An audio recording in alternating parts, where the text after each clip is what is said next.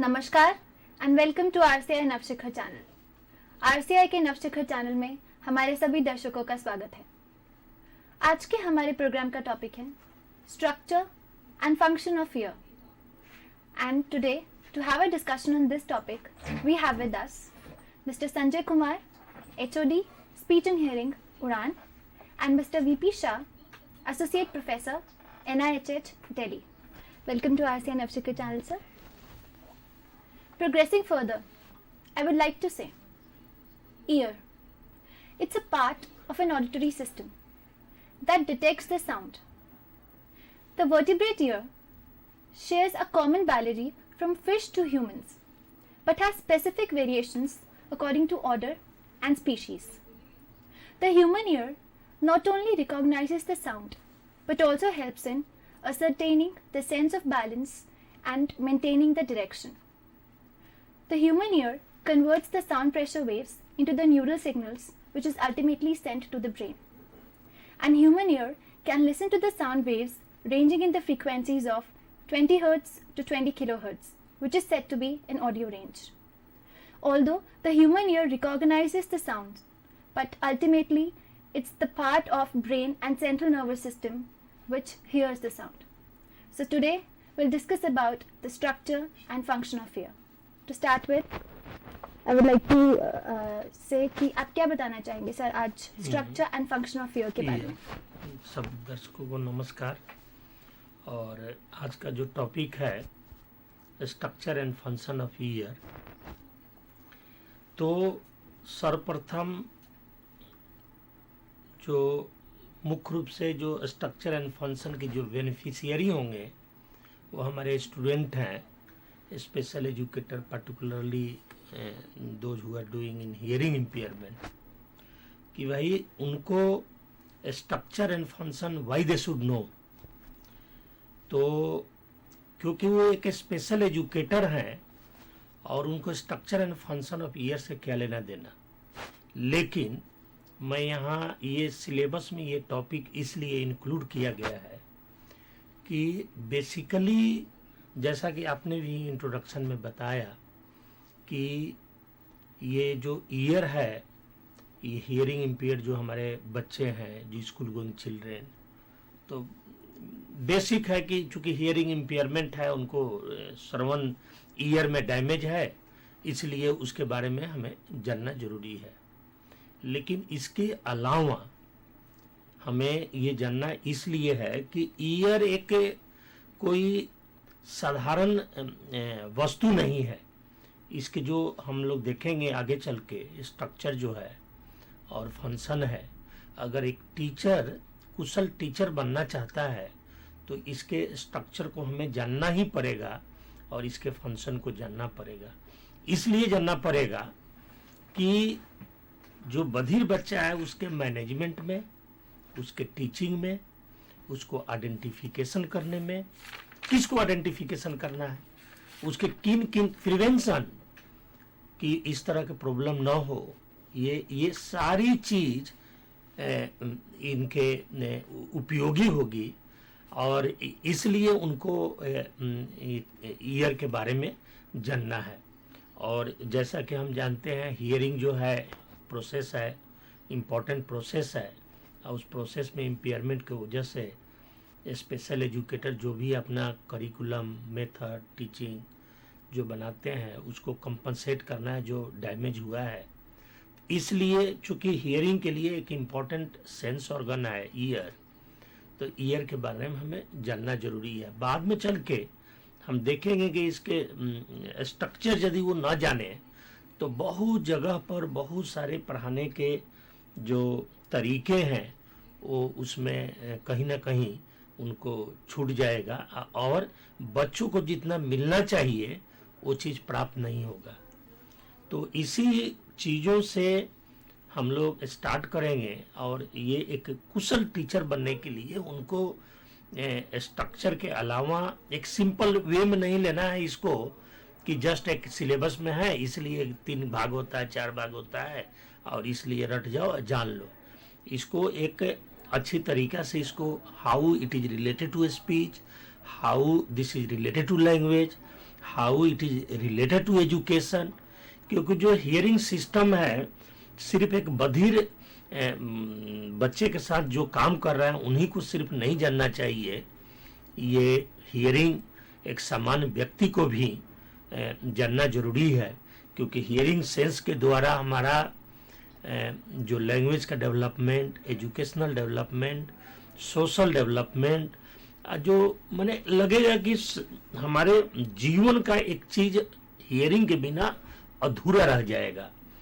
और नॉर्मल व्यक्ति एक अगर जाने हियरिंग का रियली में, हम तो हियरिंग को बोलते हैं ये एक दार्शनिक चीज है और ये वे ऑफ लाइफ को चेंज करने वाला चीज है। अगर हियरिंग को हम समझे अच्छी तरह तो सिर्फ एक हियरिंग इम्पेयरमेंट में जो काम कर रहा है उसी को नहीं, समान टीचर को, समान लोग, समान देखिएगा कि समान जो बच्चे हैं हमारे, जो समान टीचर है उनको कैसे महत्वपूर्ण है ये चीज जानना, हियरिंग प्रोसेस। तो इसी चीजों से स्टार्ट करते हुए एक कान का मैं पिक्चर दिखा रहा हूँ जो कि एक साधारण पिक्चर है, और ये जो पिक्चर दर्शा रहा है एक्सटर्नल ईयर से लेकर और इनर ईयर, कोक्लिया होते हुए, ऑडिटरी नर्व होते हुए ब्रेन का एक पिक्चर है साधारण। इसी पिक्चर को कई भागों में हम बांटेंगे। नेक्स्ट पिक्चर हमें देखेंगे तो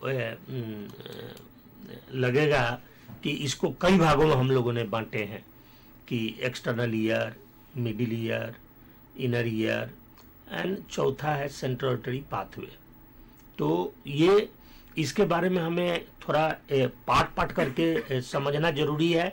अन्य सभी भागों का ये अलग अलग महत्व है। तो ये जो है मुख्य रूप से year is divided into 3 parts, outer ear, middle ear, inner ear, और ये दूसरा पिक्चर है उसी डिवीजन का, आउटर ईयर, मिडिल ईयर और इनर ईयर। और फिर हमारा एक दूसरा लुक है, ये दूसरे तरीके से ये पिक्चर दिखाया जा रहा है external ear, middle ear, inner ear का। तो हम लोग आउटर ईयर से शुरू करेंगे and outer ear consist of mainly 3 things, पीना जिसको ऑरिकल भी बोलते हैं, external auditory canal and tympanic membrane. तो पीना को हमें समझना है, ये बाहरी कान का बाहरी हिस्सा है और उसके बाद जो दिखाई पड़ता है, और ये पीना का एक पिक्चर जस्ट दिखाया जा रहा है कि ये जो हम देख रहे हैं आउटर ईयर का, जो पूरा ये आउटर ईयर है, इसका जो बाहरी हिस्सा है ये 2 भाग में, एक कैनाल जैसा दिखाई पड़ रहा है वो एक्सटर्नल ऑडिटरी कैनाल है, और बाहरी जो हिस्सा है जिसको हम बाहर से हम देख सकते हैं वो पीना है। सर ये जो पिना है it is made up of a subcutaneous tissue और कार्टिलेज। हाँ, सो ये एक मेड ऑफ कार्टिलेजेज। ओके। हाँ, और इसका बहुत सारे चीज हैं कि इसका शेप देखिए, इरेगुलर शेप होता है, ये फ्लैट नहीं होता है। सृष्टि के निर्माण से ये हमारा कान जुटा हुआ है। शुरू में हमारे कान के स्ट्रक्चर इस तरह नहीं थे और मूवमेंट होता था जैसे डॉग्स के होते हैं, उनके भी पर्पस हैं क्यों मूवमेंट होता है। और एक चीज और बताना यहाँ चाहता हूँ कि एक जो दूसरी एक सब्जेक्ट है जिसका नाम है साउंड। मान लीजिए क्षण भर के लिए हमारा ईयर नहीं रहता किसी को, ह्यूमन बीइंग को, तो ईयर नहीं होने से आज के डेट में ध्वनि के बारे में भी हम नहीं समझते कि ध्वनि, जबकि ध्वनि में कितनी रिसर्च, कितनी चीज है। तो ध्वनि का जो अस्तित्व है वो हियरिंग के ऊपर है। अगर हियरिंग सिस्टम न रहे तो ध्वनि यूजलेस है। तो ये जो पीना है ये इरेगुलर शेप है। देखिए इसका शेप जो है वो कहीं डिप्रेशन है, कहीं एजेज है, इरेगुलर शेप है। इसके पीछे सब कारण है।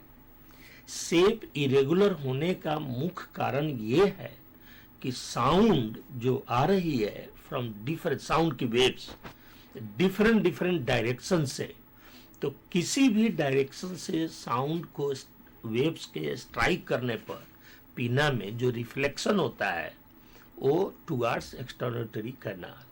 Means it collects the sound हाँ, waves. इसीलिए ये collects the sounds coming from different direction and directs it into the external canal. So pinna can be of a variety of shapes ranging from humans, ranging in humans. हाँ, But why is that so? It has only one function to collect, filter and amplify sound waves. हाँ. Then why different shape?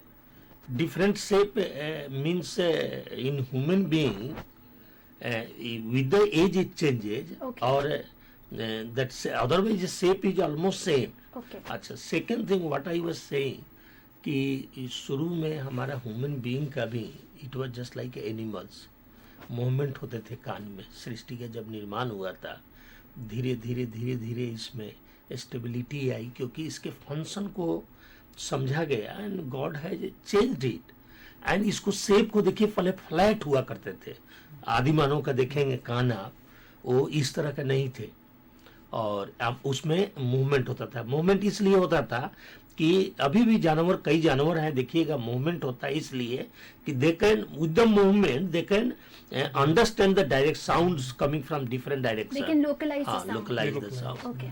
हमारा वो movement खत्म हो गया तो shape में ईश्वर ने चेंज किया। चेंज ये पिना देखेंगे आप कि एक लोकलाइजेशन एक बहुत इम्पोर्टेंट चीज है हियरिंग प्रोसेस में। और किस दिशा में, कहाँ पर, डिस्टेंस, कितना डिस्टेंस पर Right. कोई बात कर रहा है तो उसको पता करता है ये, प्लस डायरेक्शन पता करता है। और तीसरी है कि ये फिल्टरिंग जैसे बोला आपने, या ये एम्प्लीफिकेशन एक्सटर्नोटरी कैनाल में होगा। कुछ frequencies again high frequency low frequency wavelength के ऊपर डिपेंड है। तो हाई फ्रीक्वेंसी जो होती है वो रिफ्लेक्ट होती है क्योंकि वेवलेंथ उसका कम होते हैं। साउंड में हम लोग पढ़ेंगे तो वेवलेंथ कम होती है तो वो डायरेक्टली इम्पोर्टेंट भी है high frequency sound. Low frequency वो रिफ्लेक्ट नहीं होती है थ्रो, मैंने it doesn't help to the pin. It doesn't reflect it through the pinna, the low हाँ, frequency sounds. हाँ, लो फ्रीक्वेंसी क्योंकि उसकी वेवलेंथ बड़ी होती है। Okay. तो वेवलेंथ वो बड़ी होने से ये शैडो बन जाता है। Okay. Doesn't it is reflected through pinna. Okay. तो particularly high frequency and high frequency में speech sound like beyond 1000 it helps to direct the sound inside the external auditory canal. तो ये जो आपने बताया फिल्टरिंग, तो यही है कि जो फ्रीक्वेंसीज हैं हाँ. उनको फिल्टर करना, यही फिनोमेना है हाँ. फिल्टरिंग का।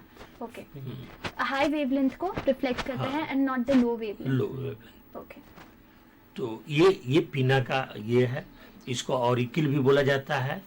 एंड पर्टिकुलरली जैसा कि बताया गया direction of the sound important चीज़ है। अब मैं ये टीचर के लिए बोल रहा हूँ, ये इम्पोर्टेंट चीज़ है कि भाई फंक्शन ऑफ पीना वाई दे शुड नो, इसलिए जानना है कि उनको मैनेजमेंट करना है बच्चे को। अब समझिए कि बच्चा एक पॉकेट लेवल हियरिंग एड लगा रहा है और वायर के द्वारा और कान में लगा लिया एंड वो जो मेन हियरिंग एड है वो मान लीजिए ऑन द चेस्ट रखा है।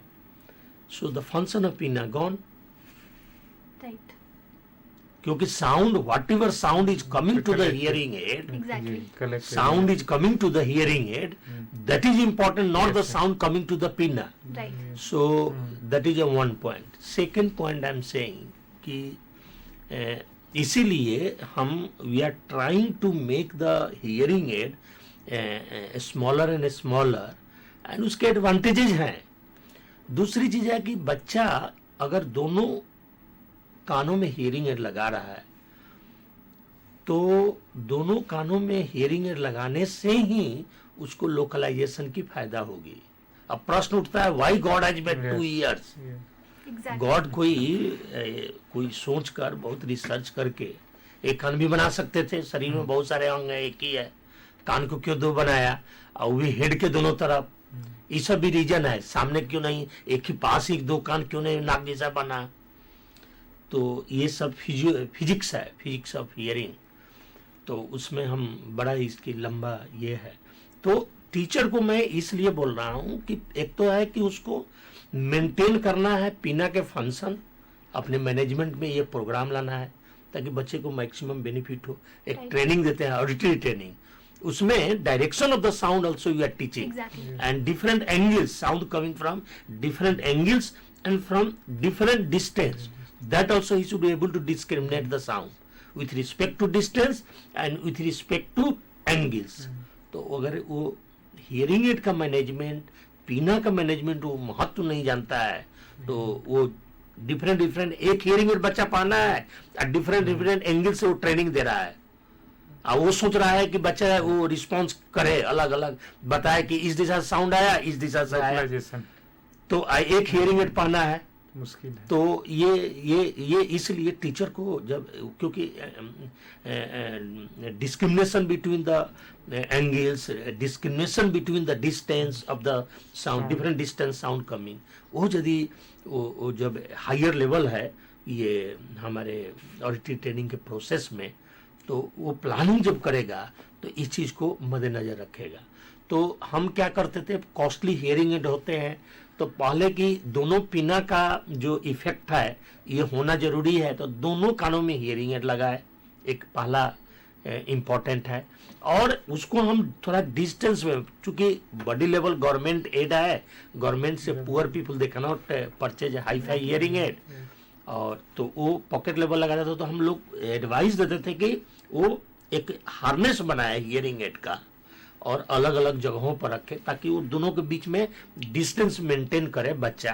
तो नॉट दैट कि natural phenomena will be there, but some differences will be there that he can perceive through hearing. तो ये टीचर को देखना बहुत जरूरी है पीना के फंक्शन को। मैं संजय सर से पूछना चाहूँगी, जैसे हम हियरिंग इम्पेयरमेंट के ऊपर बात कर रहे हैं, तो in case of visual impairment ये कहा जाता है although they are not able to see but somewhere there is slight perception of light. तो हियरिंग के भी केस में कि हम कह सकते हैं कि where there is complete deafness और the child is able to hear at least some sounds, some amount of sound. दुनिया में कोई भी व्यक्ति या बच्चा स्टोन डेफ नहीं होता है, उसमें कुछ न कुछ सुनने की क्षमता होती है। तो अकॉर्डिंग टू इंडिविजुअल पर निर्भर करता है कि माने बच्चा का सुनने का लेवल कितना कम है, कितना ज़्यादा है।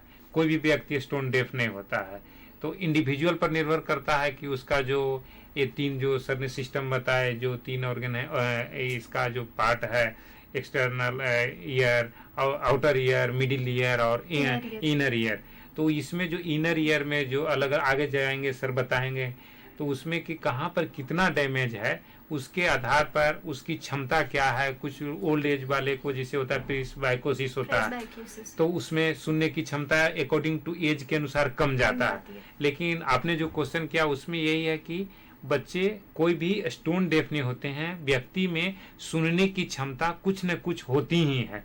अकॉर्डिंग टू इंडिविजुअल पर निर्भर करता है और उसकी स्ट्रक्चर पर भी निर्भर करता है कि जो उसकी स्ट्रक्चर है वो कोक्लिया का अगर पूरा डेवलपमेंट नहीं हुआ है तो प्रॉब्लम हो सकता है। हो सकता है पीना ही किसी का कटा हुआ, ये पीना में कौनचा नहीं है, तो जो उसका जो लोकलाइजेशन ऑफ साउंड है, वो डिफरेंट एंगल ऑफ साउंड है, तो वो उसकी जो साउंड कैप्चरिंग की कैपेसिटी कम जाएगी।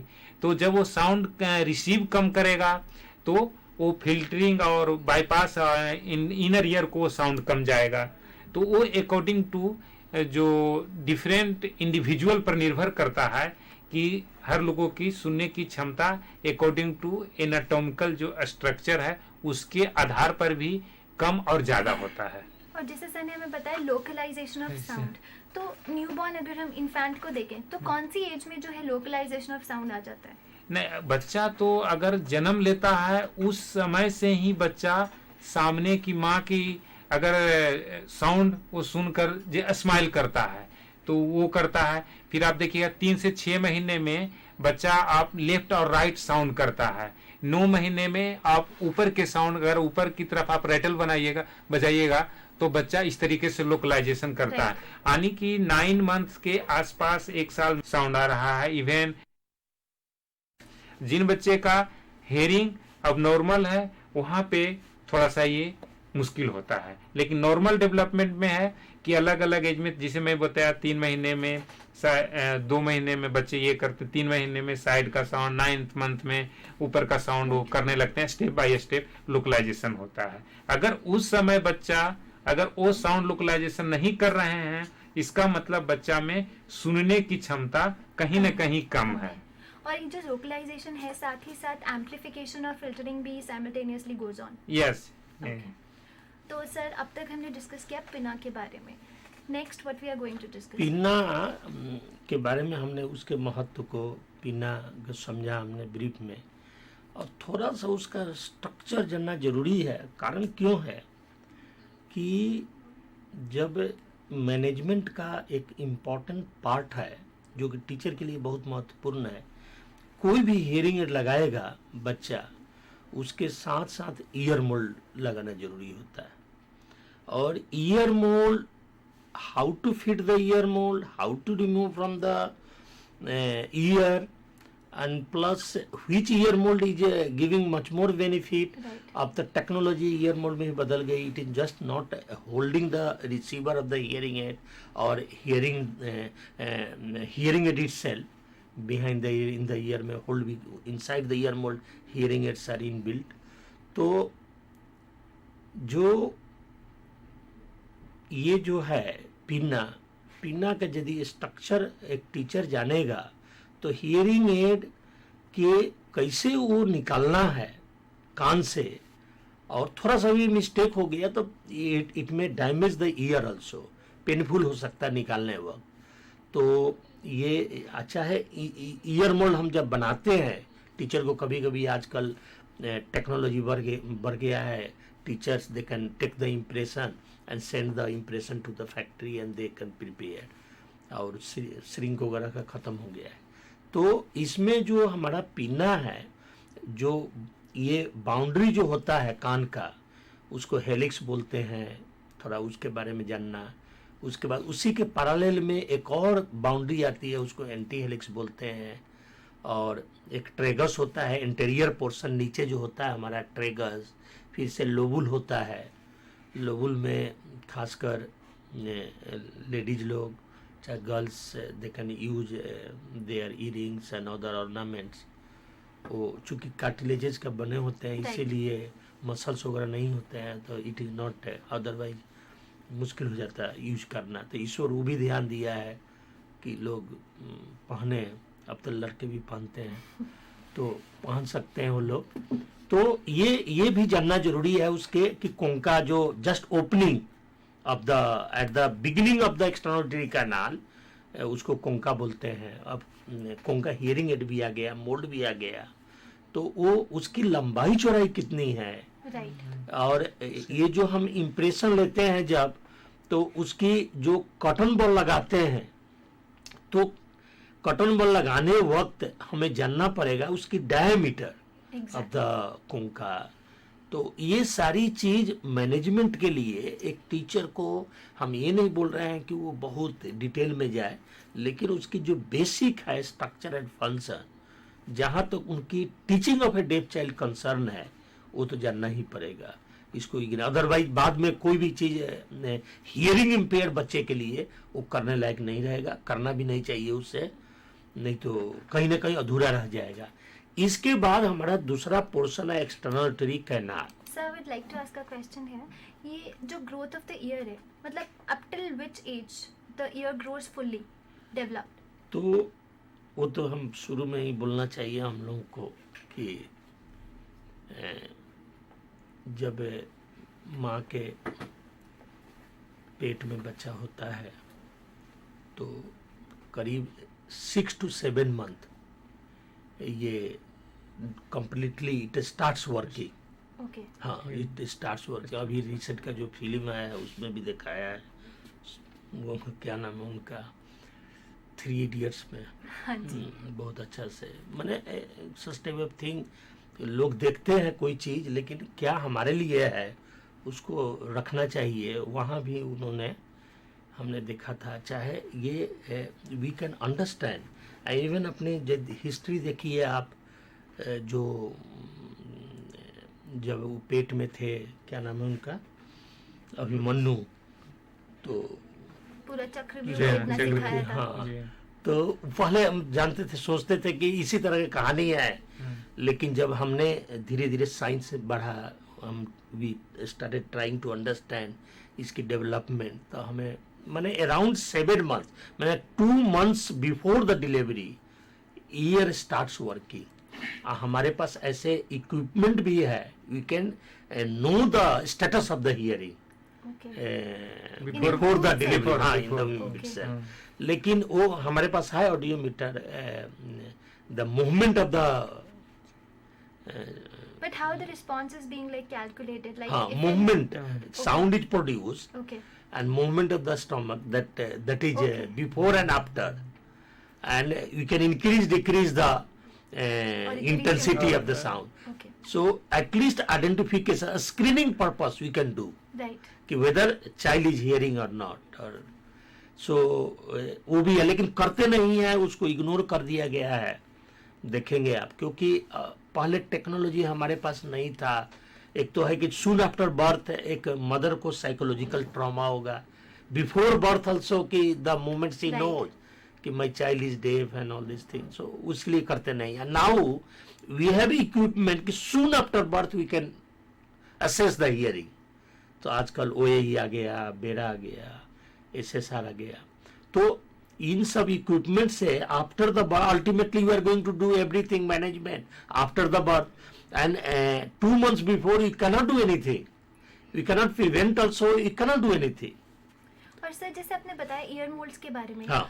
अब अगर if a hearing impaired child is being identified at an early age, suppose at 2 years of age, then it's obvious that growth तो हो रही है ईयर की, तो ऐसे टाइम पे आप क्या प्रिस्क्राइब करेंगे कि हमें हियरिंग एड देना चाहिए, because after every certain months we have to change the ear Yes. Mould, so what do you say कि हमें उसको हियरिंग एड उस टाइम पे देना चाहिए? डेफिनेटली देना चाहिए, लेकिन according to her 6 month 3 month में उसका एयर मोल्ड चेंज होना चाहिए। Okay. क्योंकि हेयरिंग एड अगर यूज नहीं करेगा तो उसकी जो सुनने की क्षमता है, उसका हेयरिंग एज और आगे बढ़ते जाएगा।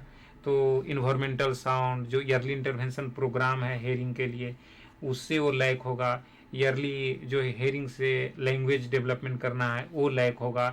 तो वो 2 साल के जो बच्चे हैं उनमें हेयरिंग एड लगना चाहिए, और अकॉर्डिंग एवरी 3 to 6 month उसका एयर मोल्ड चेंज होना चाहिए, बिकॉज ऑफ कि उसका पिन्ना का स्ट्रक्चर डेवलप हो रहा है। तो डेवलप जब होगा तो अगर मान लिया है सपोज दैट एयर मोल्ड अगर वो ढीला हो जाएगा तो साउंड जाने में फीडबैक होगा। तो बच्चे को हेयरिंग एड लगना चाहिए और एवरी 3 to 6 month उसका एयर मोल्ड चेंज होना चाहिए। So up till now we have discussed about the pinna, and we'll carry on with that discussion after a short break. See you after a while.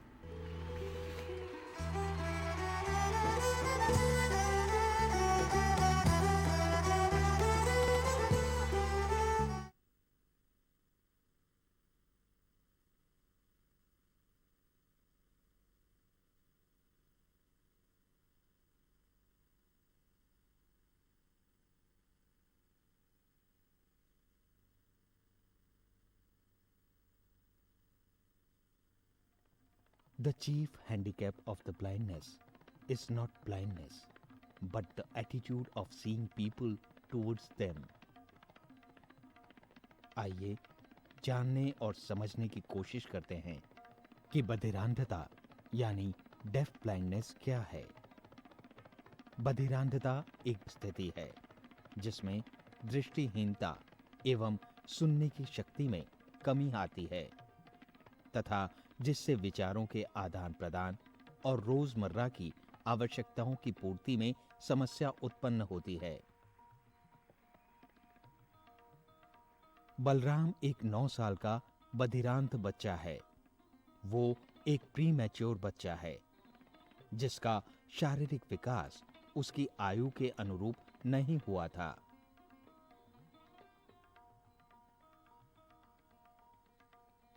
वो एक निम्न वर्गीय श्रेणी से संबंध रखता है तथा 5 साल से लगातार national association for blind Delhi के प्रशिक्षण कार्यक्रम से संलग्न है। इन 5 सालों के अंतर्गत उसे रोजमर्रा के कामों में, हलन चलन में, उसकी शैक्षणिक जरूरतों के अनुसार संप्रेषण द्वारा प्रशिक्षण दिया गया है, जिससे वो इन सब क्रियाओं में स्वावलंबी बन सके। बलराम बिना किसी सहायता के चाकू से फलों को काट सकता है।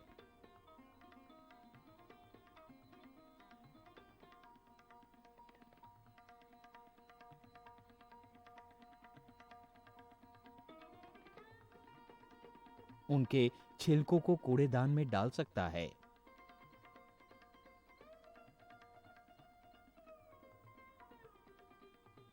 अपने बर्तनों को खुद साफ कर सकता है। उन्हें सही जगह पर रख सकता है।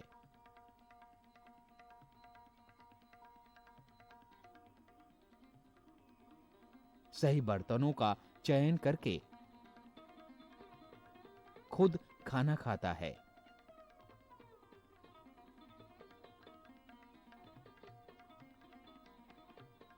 एवं पानी की बोतल निकालकर पानी भी पीता है।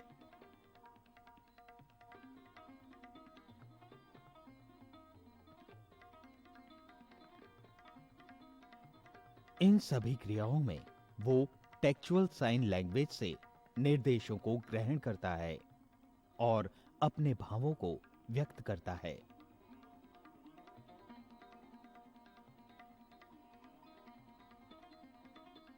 टेलर फ्रेम और ब्रेलर द्वारा गणित, पठन लेखन में भी प्रशिक्षण प्राप्त कर रहा है।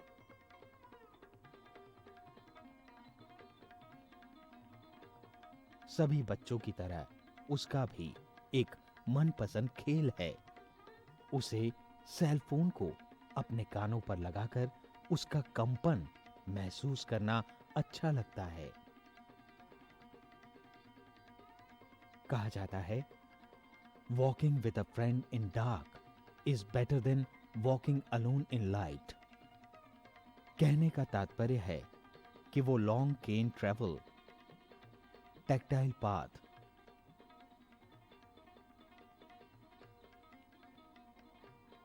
ट्रेलिंग और लैंडमार्क्स द्वारा हलन चलन में भी सक्षम है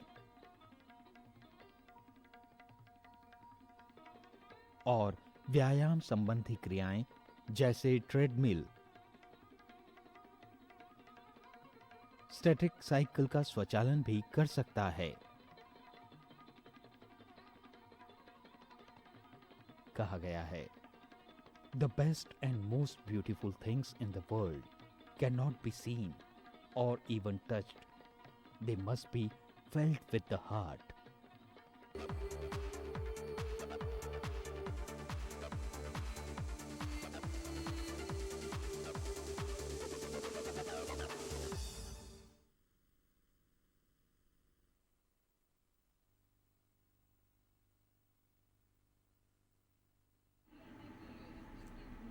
Welcome back.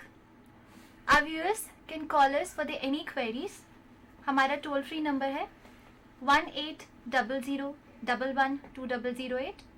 हमारा स्टूडियो नंबर है 26511613 और हमारा फैक्स नंबर है 26511609। ब्रेक पे जाने से पहले we have discussed that our ear, it's divided into 3 parts, which is outer ear, middle ear and inner ear. Outer ear, if we talk about, it has 3 parts. First is pinna, second is external auditory canal, and third is tympanic membrane. And we have been discussing about pinna. Pinna, which is also said to be auricle, it is made up of cartilage, and its main function is with the localization of the sound, collecting, filtering, and amplifying the sound waves. We have discussed its different parts, which are helix, antihelix, tragus, antitragus, lobule and concha. Over to you, sir.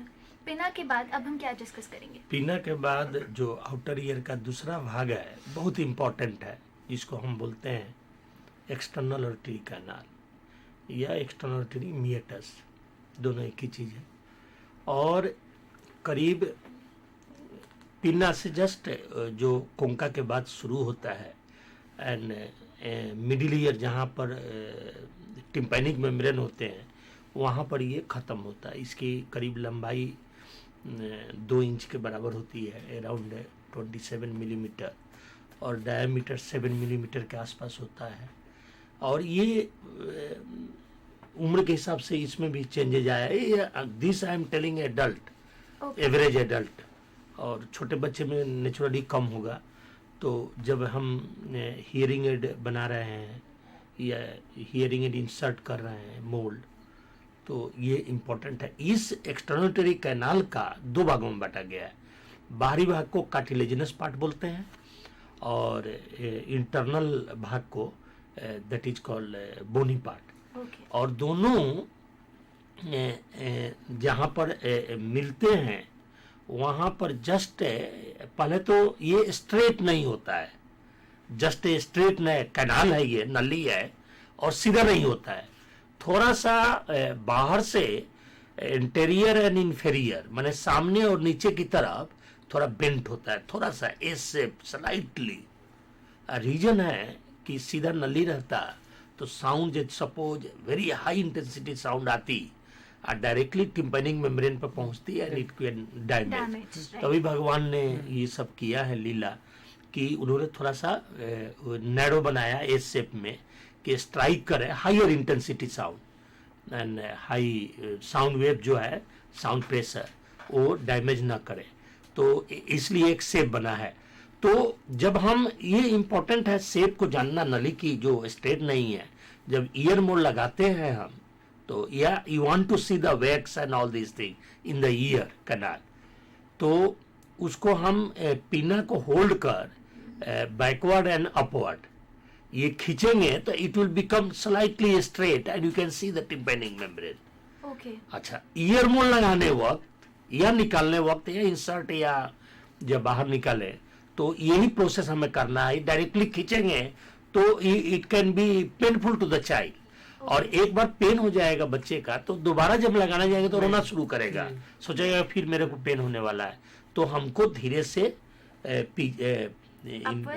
हाँ ये pull करके and then we can insert the ear mould and चाहे hearing aid in the canal hearing aid in the ear hearing aid, वो भी हमें लगाने वक्त करना चाहिए so that properly it can sit there and child comfortable हो। एक तो ये चीज है। दूसरी चीज है हेयर फॉलिकल्स होते हैं कैनाल में, हेयर फॉलिकल्स हेयर्स होते हैं। कारण यह है कि जो डस्ट होते हैं, तो देखिए ईश्वर की महिमा कि कितना हमारे लिए वो ध्यान दे रहे हैं छोटी छोटी चीजों को, हम उनको रिटर्न में क्या दे रहे हैं थोड़ा हम सोचे। इसीलिए शुरू में बोला कि स्पेशल एजुकेटर की नहीं है, हमको जरूरी है जानना कि हियरिंग के प्रोसेस कि ईश्वर एक फिल्टर लगाया, हेयर फॉलिकल्स लगाया, हेयर्स होते हैं ताकि डस्ट ना जाए, tympanic membrane neat and clean रहे और हमारा साउंड का बाधा ना पहुंचे ब्रेन तक जाने में। तो फिल्टरिंग करता था। इनिशियली इन्वायरमेंट में डस्ट नहीं होते थे, उस हिसाब से गॉड ने बनाया। आज साइंस एंड टेक्नोलॉजी इतना चेंज हुआ रफ्तार से, गॉड पीछे हो गए हैं, वो फिल्टर अभी नहीं कर रहा है, तो जल्दी जल्दी हमारे इन्वायरमेंट में ये क्या नाम है डस्ट जमा हो जाते हैं और वो बाद में चल के वहाँ पर ग्लांस होते हैं, मिक्सअप होकर वो वैक्स का रूप धारण करता है। तो टीचर को इसलिए जानना है कि ईयर मोल लगाने वक्त माने every week it should be clean ear mould, या आजकल आ रहा है शक करने के लिए डस्ट वगैरह। अदरवाइज ईयर मोल के कैनाल में अगर वैक्स जो हो जाए तो साउंड प्रॉपरली बच्चे को नहीं जाएगा। हम सोच रहे हैं साउंड इज गोइंग, लेकिन बच्चे का ultimately it is not going perceptual level, वो कोई भी टेस्ट बता नहीं सकता, तो ये टीचर ही बता पाएगा कि जा रहा है कि नहीं। अब बच्चा छोटा है, ही मे नॉट रिस्पॉन्ड क्योंकि वो कंडीशन हो गया ईयर मोल्ड हियरिंग लगाने के लिए। तो ये टीचर को बहुत ध्यान देना है। हेयर फॉलिकल्स फिल्टरिंग का काम करता है।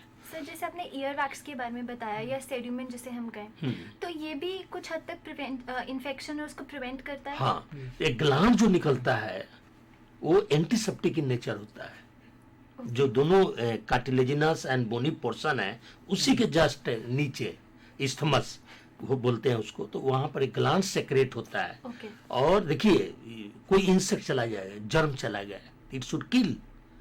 गॉड ने किलिंग करने के लिए बनाया था कि कोई इन्फेक्शन हमारे कान में ना हो, माने और सुरक्षित रहे कान, तो वो ग्लांस इसलिए वहाँ पर बना हुआ है।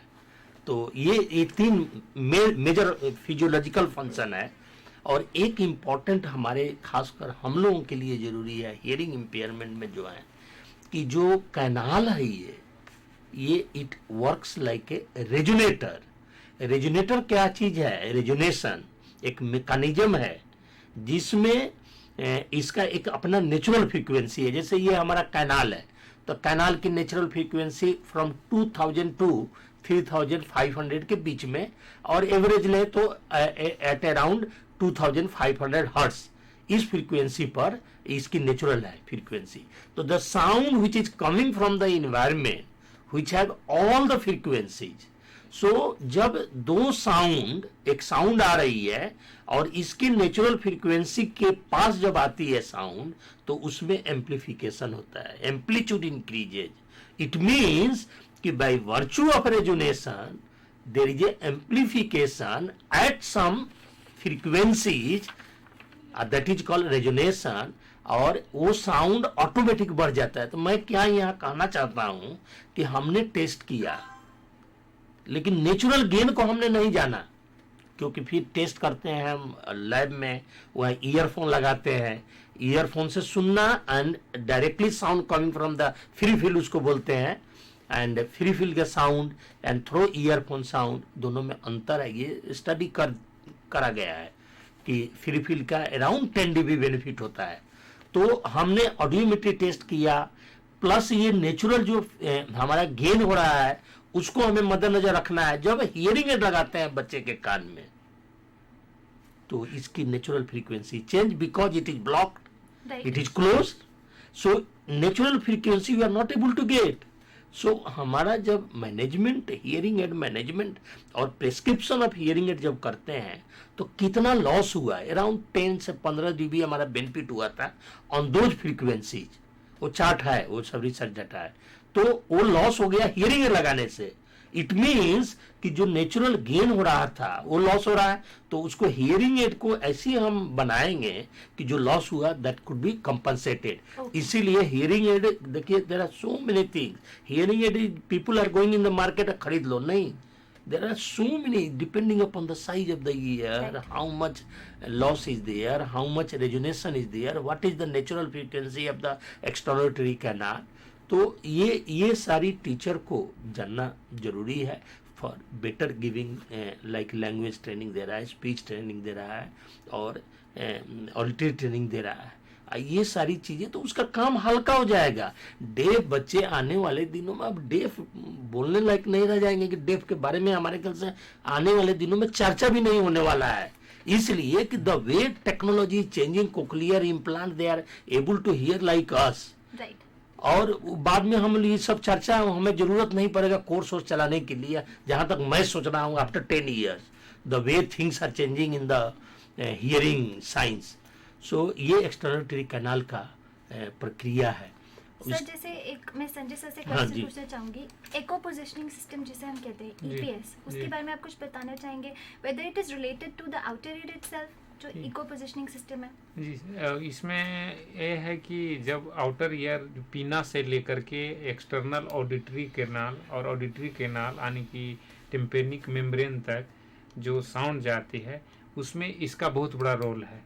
सपोज दैट अगर मान लिया पीना किसी का नहीं है, तो उसमें ये सिस्टम नहीं ठीक तरीके से हो पाता है, क्योंकि साउंड कैप्चरिंग नहीं होता है, तो जो इकोइंग साउंड जो होता है वो उसमें प्रॉब्लम आता है कि अप्रोप्रिएट साउंड का परसेप्शन नहीं होता है, लोकलाइजेशन नहीं होता है, तो जिसके कारण कि वो जो साउंड जाना चाहिए, मिडिल ईयर तक पहुंचना चाहिए, वो नहीं पहुंच पाता है।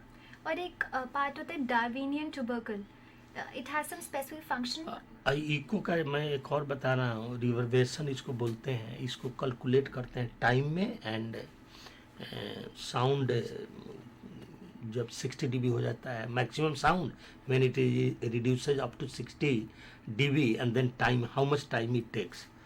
तो इसका परसेप्शन ऑफ स्पीच पर इसका बड़ा असर है, क्योंकि रिवर्बरेशन टाइम ज़्यादा होगा तो the sound which is already produced that will, and again another word or another sound I am producing, and because of echo or reverberation, यदि वो विदिन एक टाइम लिमिट है, विदिन टाइम उसका प्रभाव खत्म नहीं हुआ, so वो earlier sound will mask the Okay. Masking हो जाएगा, so perception of the speech will be impaired. इसीलिए हियरिंग के जितने अच्छे अच्छे नॉर्मल स्कूल हैं, designing of the normal school, reverberation, noise coming from outside and the environment, so classroom management for the normal children It's very important. is very much important, because this is related to hearing, this reverberation, noise and all the management. And This reverberation is echo itself. echo, Yes. Okay. echo that we say in the, otherwise in the physics it is called reverberation. Okay. We can calculate also, Okay. we can find out some instruments are there, and you can calculate reverberation time and reverberation level in terms of intensity. So very much important in classroom management of the normal children and hearing impaired children also. Why normal children? Do you want to add on this? Why normal children? As sir said, that reverberation is very important for normal children as well as for the special children.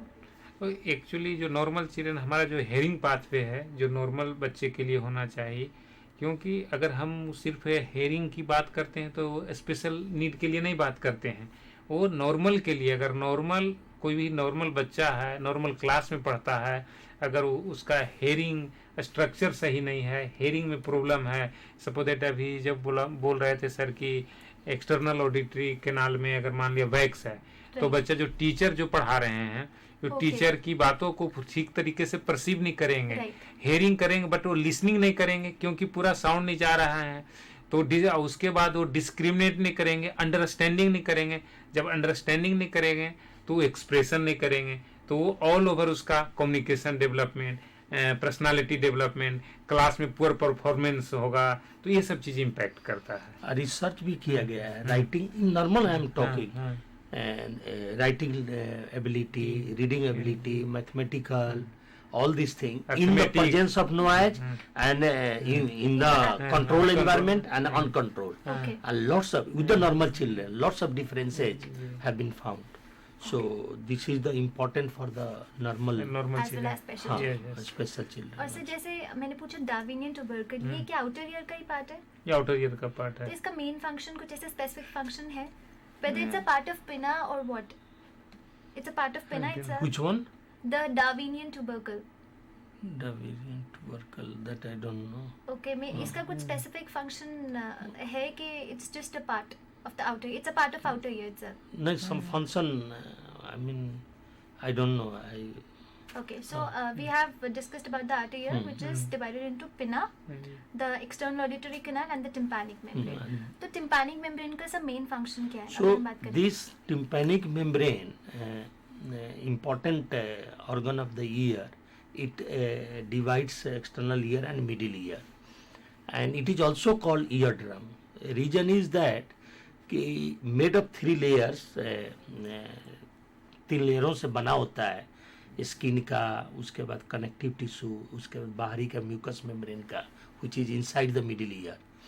और इसके बाद हम लोग discuss करेंगे कि tympanic membrane, जैसा कि हम देख रहे हैं डायग्राम पर, सो इसका जो मिडिल ईयर का बोन है, first bone malleus, which is attached to the at the center of the tympanic membrane, that is called umbo, and the sound waves, which is actually sound energy, before tympanic membrane, it was the sound waves, and these sound waves strikes the tympanic membrane, Okay. and then it starts vibrating, so that sound energy change into mechanical energy. Okay. At the level of tympanic membrane, it is changed into mechanical energy. So this tympanic membrane sometimes infection is there, perforation is there, ear discharge, middle ear, lots of disease and all these things concerned.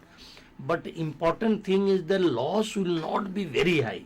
If there is a damage to the tympanic membrane, some problem in the hardly it will be 30-40 dB loss. Okay. So that's an important. If the problem is not treated earlier, it may create chronic problem, leads to the inner ear and all these things. Okay. And people ignore because they have only 30-40 dB hearing loss, mild hearing loss initially, and not so much other problem.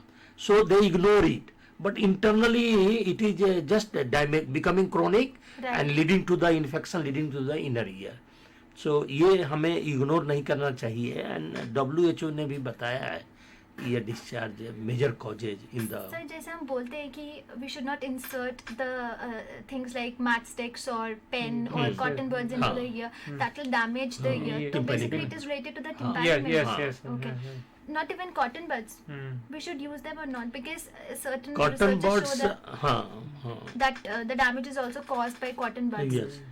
Actually, cotton buds we should not put.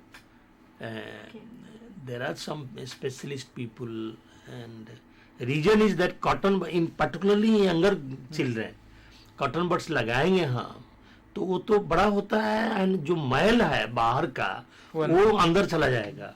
Okay. लेकिन हम सोचते हैं तिरछा कोई ऐसा चीज तो है नहीं कि एकदम लगाया खींच ली है. अच्छा, बाई मिस्टेक यदि हम टिम्पैनिक मेम्ब्रेन को टच किए, इट इज वेरी सेंसिटिव, तो अगर डैमेज हो गया तो थोड़ा मुश्किल हो जाएगा. इसीलिए इनकरेज नहीं करते हैं हम लोग कि, क्योंकि एक और चीज आपको बताया नहीं जो एक्सटर्नेटरी कैनाल का है, ईश्वर ने किया है काम बड़ा ही मैजिक ये है कि शरीर का हमारा जो स्किन है वो वर्टिकल डेवलपमेंट होता है. Okay. एंड सिर्फ एक्सटर्नरी कैनाल में horizontally it comes out, skin slowly comes out horizontally. Otherwise शरीर में वर्टिकल डेवलपमेंट होता है. स्किन ये है तो इधर से इधर होगा, लेकिन only at the level of tympanic external canal horizontal आता है. रीजन इज कि जो ऑटोमेटिक प्रोसेस बनाया है, बर्ड्स क्यों हम लगाएं, भगवान ने हमारा बना दिया है बर्ड्स का काम क्या है कि स्किन के ऊपर जो सेरेमेन एंड वैक्स जमे हैं वो धीरे धीरे स्किन जो बाहर आता है तो उसके साथ साथ मैल भी बाहर आ जाए. इसलिए ऑटोमेटिक सारा भगवान का किया हुआ है. हम आर्टिफिशियल करते हैं, कारण कई है कि इतना डस्ट होता है, ये है, इन्वायरमेंट चेंज कर दिया हम लोगों ने.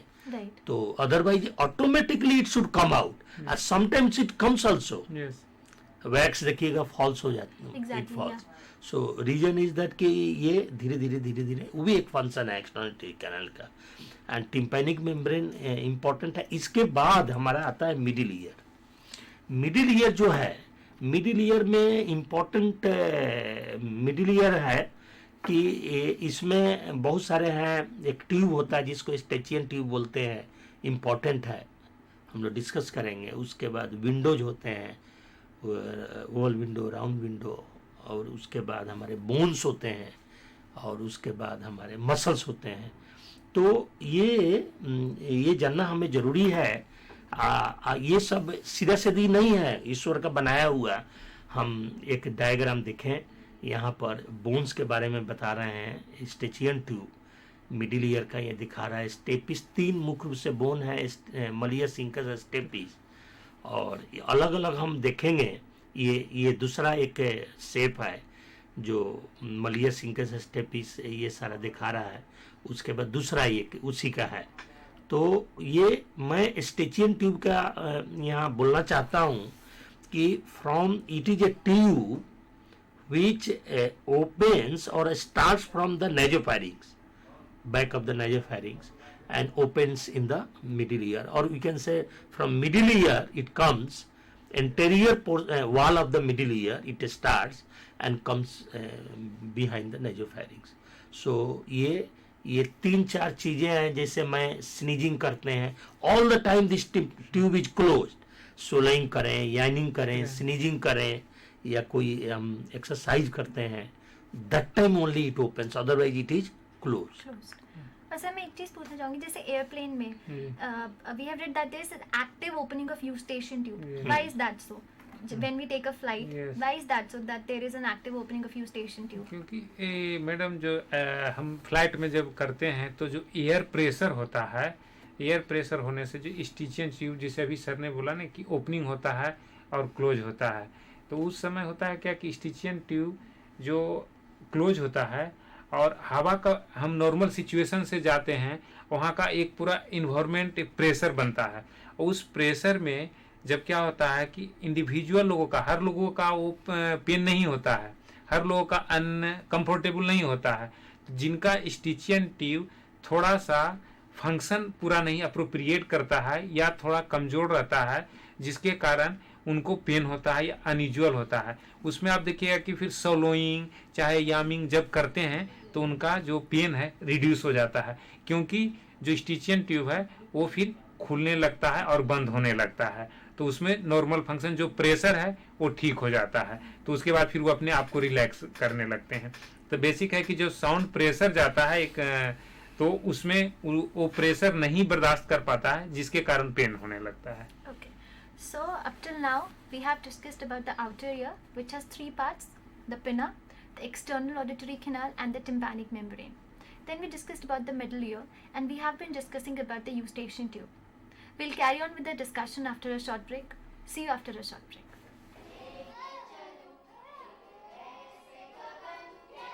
This is Aparna.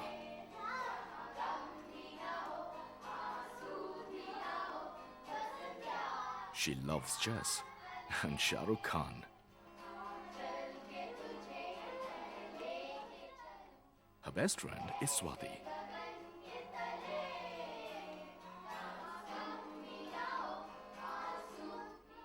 She also has visual impairment.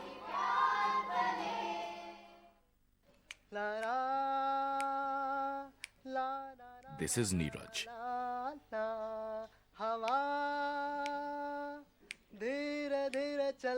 He plays many instruments.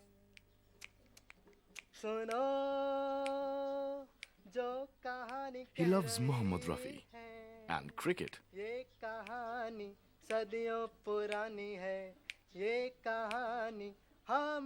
He also uses crutches for mobility. चंदा है तू मेरा सूरज है तू, This is Raj Bala. मेरी आँखों का तारा है तू, जीती हूँ मैं बस तुझे देख कर। With her husband and daughter.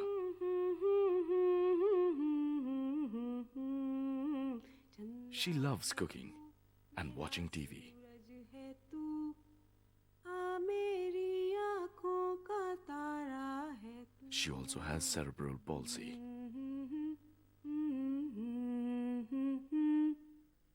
Look beyond the disability. Look at the person.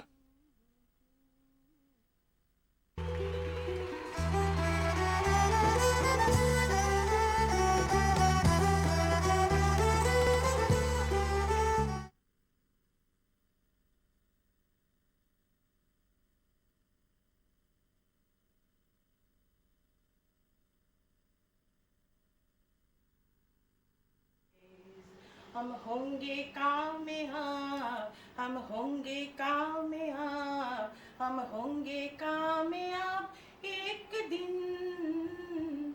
ओ मन में है विश्वास, पूरा है विश्वास, हम होंगे कामयाब एक दिन। We shall overcome, we shall overcome, we shall overcome someday. Oh, deep in my heart, I do believe that we shall overcome someday. We shall overcome someday. We shall overcome someday.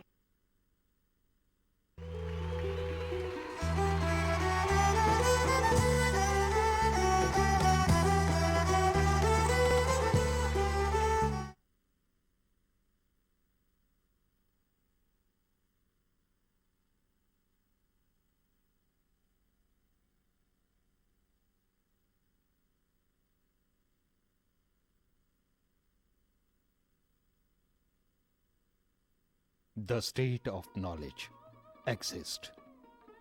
The will, the capacity, and method are usually the problem. मानसिक मंदता एक ऐसी विकलांगता है जो 18 वर्ष की आयु से पूर्व कभी भी हो सकती है, जिसमें व्यवहार अनुकूलता में कमी, एवं बुद्धि क्षमता 70% से कम होती है।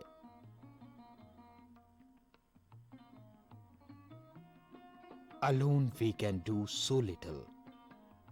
Together we can do so much. भारतीय पुनर्वास परिषद द्वारा देश भर में पंजीकृत केंद्र इस बात को प्रमाणित करते हैं। NIMH प्रादेशिक केंद्र नई दिल्ली एक ऐसा ही केंद्र है जहां छात्रों को प्रशिक्षण दिया जाता है।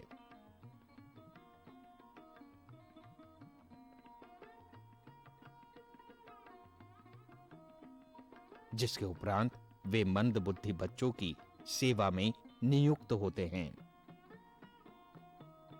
क्लासरूम टीचिंग, ग्रुप टीचिंग एवं भारतीय पुनर्वास परिषद के नव शिखर चैनल पर प्रसारित टेलीकॉन्फ्रेंसेस द्वारा संबंधित विषयों पर विस्तार पूर्वक ज्ञान दिया जाता है। Medical, occupational therapy, physiotherapy,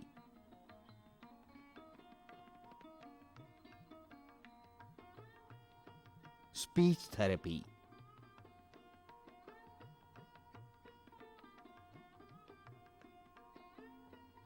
psychology और स्पेशल एजुकेशन जैसे क्षेत्रों में छात्रों को प्रशिक्षित किया जाता है।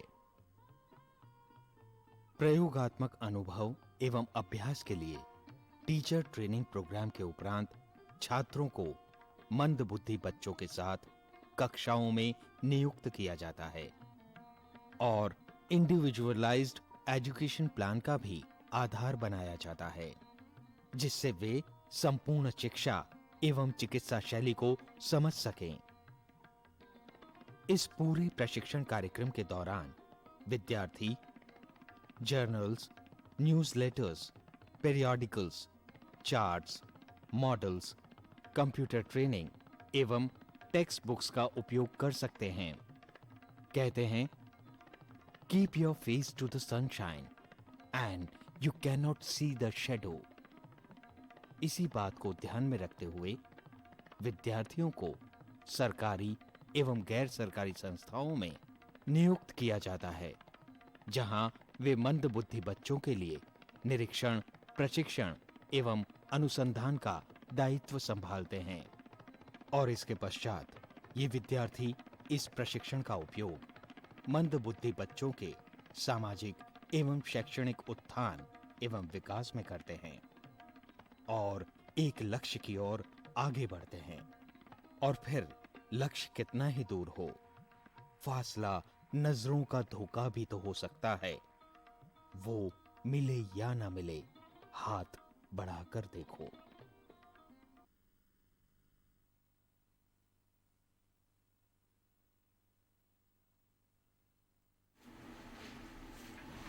Welcome back. ब्रेक पे जाने से पहले we have been discussing about the eustachian tube. But let me just summarize about the outer ear. We have discussed pinna, but after that we have discussed about the external auditory canal. And its two main functions are that it helps in channelizing the sound waves, and second, it prevents the infections with the help of hair cells and the earwax, or we can say cerumen. Now it is a slightly S-shaped anteriorly and inferiorly. Next we discussed about the tympanic membrane, which is concerned with the main purpose of hearing, because when it vibrates with the sound waves, it causes the movement of the malleus, which is an ossicle or a bone of the middle ear. Then next we are discussing about the eustachian tube. But before going on to that discussion, I would like to ask Sanjay sir. They say tympanic membrane, it's a part of an outer ear. Yes. But in some links, ये भी कहा गया है कि only the surface portion of tympanic membrane is in the outer ear and rest it is in the middle ear. So what's the main point, like whether it is a part of the outer ear or it's a part of a middle ear? नहीं, basic तो अगर कहा जाए तो अगर ये middle ear का ही एक पार्ट है जो टिम्पेनिक मेम्ब्रेन है, पीछे वाला पार्ट, और आगे का जो पार्ट है वो एक्सटर्नल ईयर में है। तो बेसिक अगर माना जाए तो इसको अगर कहा जाए तो हम लोग कह सकते हैं कि ये मतलब आउटर ईयर का पार्ट है। और लेकिन सम टाइम क्या होता है कि अब जहाँ से डिवाइडेशन होता है, कोई भी कहीं भी बाउंड्री पड़ता है, तो वहाँ पे कहीं ना कहीं एक होता है कि मतलब वो इधर रहेगा या इधर रहेगा। Right. अभी भी ये कंट्रोवर्सी है, कुछ लोगों का कहना है कि ये आउटर ईयर में होगा, कुछ लोगों का कहना है कि ये चीज़ें आउटर में है, कुछ लोगों का ये मिडिल ईयर में है। Okay. Sir, over हाँ. to you with the eustachian. और स्टेचियन ट्यूब इम्पोर्टेंट चीज़ है। देखिए ये नॉर्मल आदमी के लिए भी आपने बताया है। हाँ, हमको खुद होता है ये प्रॉब्लम है, मैं बहुत परेशान हो जाता हूँ। और ये चेंजेज ऑफ प्रेशर की वजह प्रेशर, प्रेशर, हाँ, प्रेशर। तो एक तो वो है, और दूसरी चीज़ है ये बंद रहता है। मैंने बोला शुरू में, अब बंद रहता है, हम चले गए ऊपर, वहाँ प्रेशर कम हो गया Right. एंड दर्द होता है because of pressure on the tympanic membrane. Tympanic. Okay. तो एक वाल सलवा होता है, या मैं तो स्टार्ट कर देता हूँ पानी, मैं पहले नीचे से। रहता तो एक गिलास पीता, क्योंकि सोलोइंग होगा उसमें।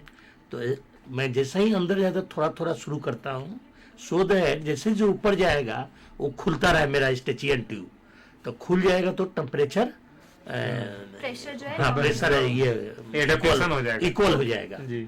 एक चीज, दूसरी चीज है कि इन केस ऑफ इन्फेक्शन, अगर छोटे छोटे अपर रिस्पिरेटरी इन्फेक्शन, ये इम्पोर्टेंट है, तो वो इन्फेक्शन के वजह से इट डजंट ओपन, Okay. ये नजोफेरिंग से वो चला जाता है इन्फेक्शन मध्य कान में थ्रू स्टेचियन ट्यूब। तो अगर स्टेचियन ट्यूब में इन्फेक्शन हो जाए, हमारे पास टेस्ट भी है स्टेचियन ट्यूब फंक्शन, तो उसमें खासकर छोटे छोटे बच्चों में इन्फेक्शन हो गया तो खुल नहीं रहा है। खुलने से नहीं, क्या होगा कि actually it is working as a ventilator. Eustachian tube, fresh air goes in, and fresh air means oxygen goes inside the middle ear. तो ऑक्सीजन मध्य कान में जाता है, और चूंकि ये बंद हो गया तो शुरू में हमारा तो ऑक्सीजन मिला, लेकिन जब ऑक्सीजन धीरे धीरे रिड्यूस हो गया बंद होने से, तो हमारा टिम्पैनिक मेम्ब्रेन प्रेशर पड़ता है बाहर से, चूंकि अंदर प्रेशर कम हो गया, वातावरण का प्रेशर ज्यादा है, तो थ्रू टिम्पैनिक मेम्ब्रेन वो प्रेशर पड़ने से दर्द होने लगता है। Okay. हाँ, अब वो धीरे धीरे इन्फेक्शन की मात्रा बढ़ रही है, और ये प्रेशर दर्द होता है शुरू में। अचानक इन्फेक्शन इतना हो जाता है कि टिम्पैनिक मेम्ब्रेन में छेद हो जाता है, पस कम्स आउट। अब छेद हो गया तो दर्द खत्म, चुपचाप बैठ जाते हैं लोग। थोड़ा इलाज कराए गांव में, particularly in the rural population I am telling. अब पस आ रहा है, साफ कर लिए, अब दर्द नहीं होता है क्योंकि खुल गया।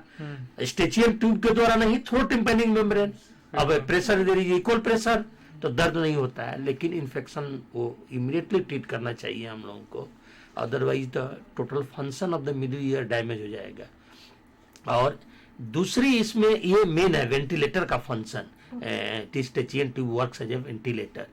देन सेकेंड है इसमें जैसा कि विंडो होते हैं, सो जैसा कि ये टिम्पैनिक मेम्ब्रेन हमने पूछ रहे थे आप, उसी तरह there are two other membranes. Those membranes are called oval window and round window, that is towards inner ear side. वहां भी मेम्ब्रेन लगे हुए हैं, मेम्ब्रेन वहां नाम नहीं है, other holes are there, tubes are there, and that is cover with the membrane, that is called oval window. उसके ऊपर हमारा स्टेपिस लगा रहता है, वो चर्चा करेंगे। राउंड विंडो के साथ कुछ अटैच नहीं होता है, but it is close with the membrane. But we'll count these membranes or window into the middle ear only. No, Not it is in the inside the. I mean, it is a starting point, end of the middle ear, and a starting of the inner Inner ear. ear. inner ear. In the even tympanic membrane also, see the skin of the external canal is the first layer of the tympanic membrane. Then mucous membrane of the middle ear is the last layer of the tympanic membrane. And in between there is another membrane that is called connective tissue, और वो बीच में होते हैं।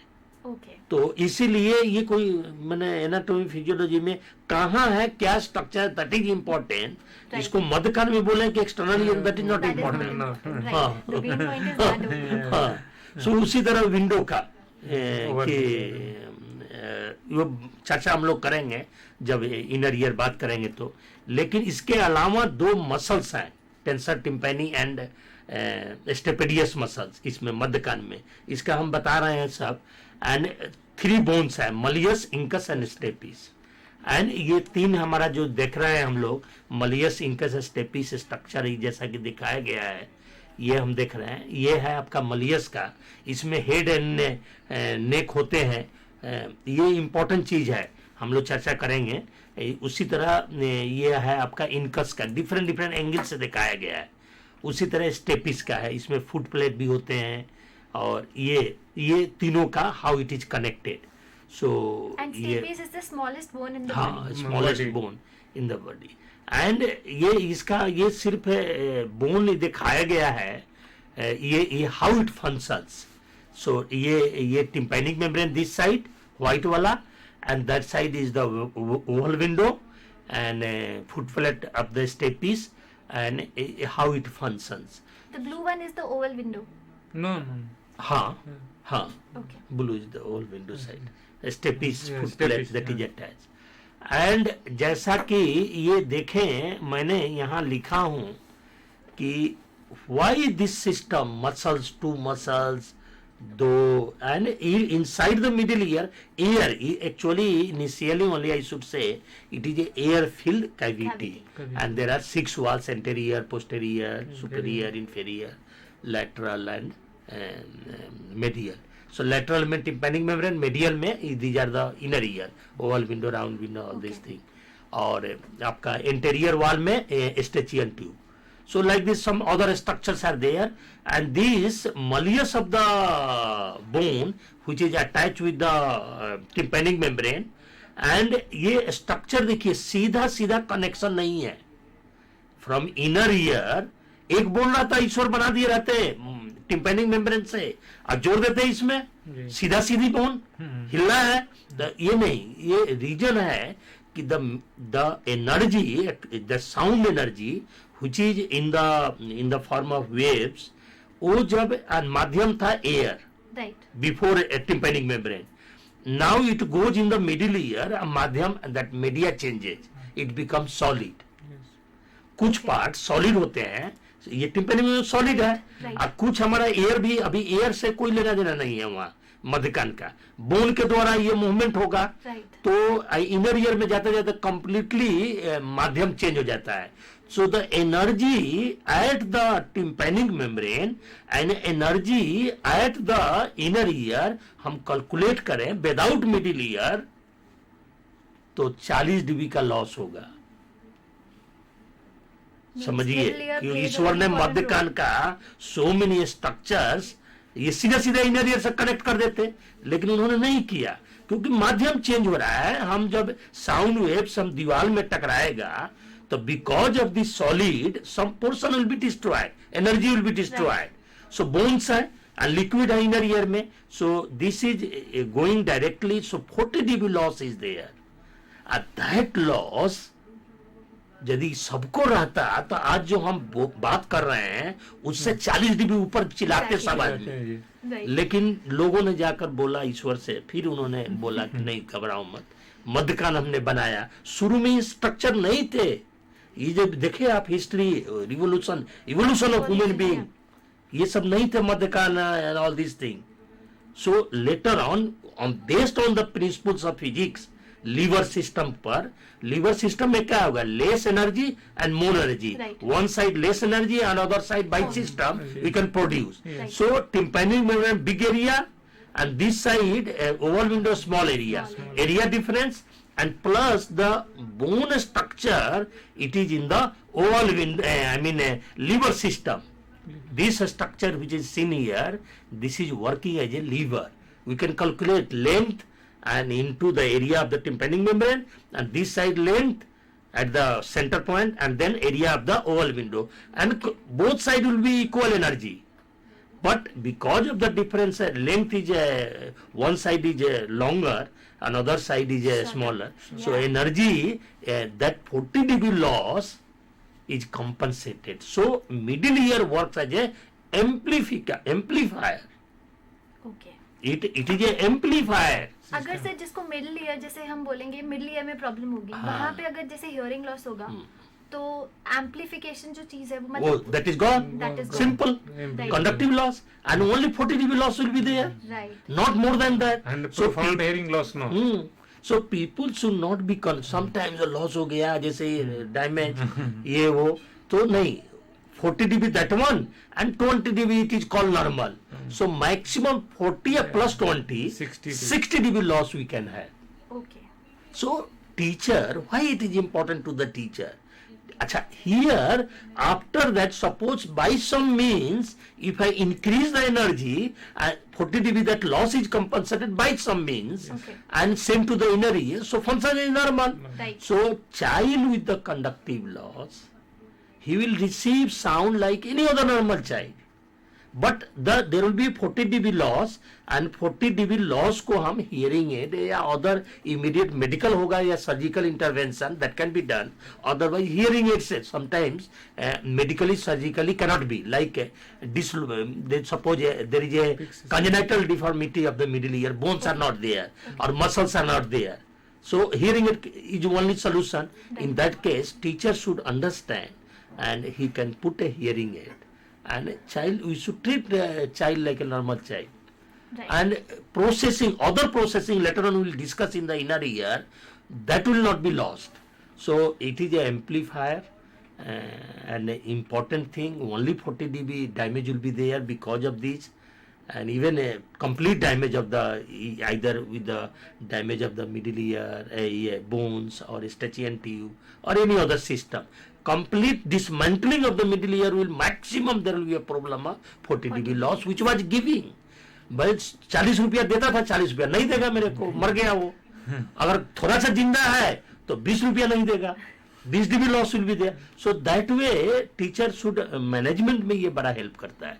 दूसरी चीज है इसमें दो मसल्स जो हमारे हैं, मसल्स जो हैं हमारे tensor tympani, why one tensor tympani is attached with the tympanic membrane. Okay. अच्छा, and a stapedius muscle is attached with the stapes near the foot plate.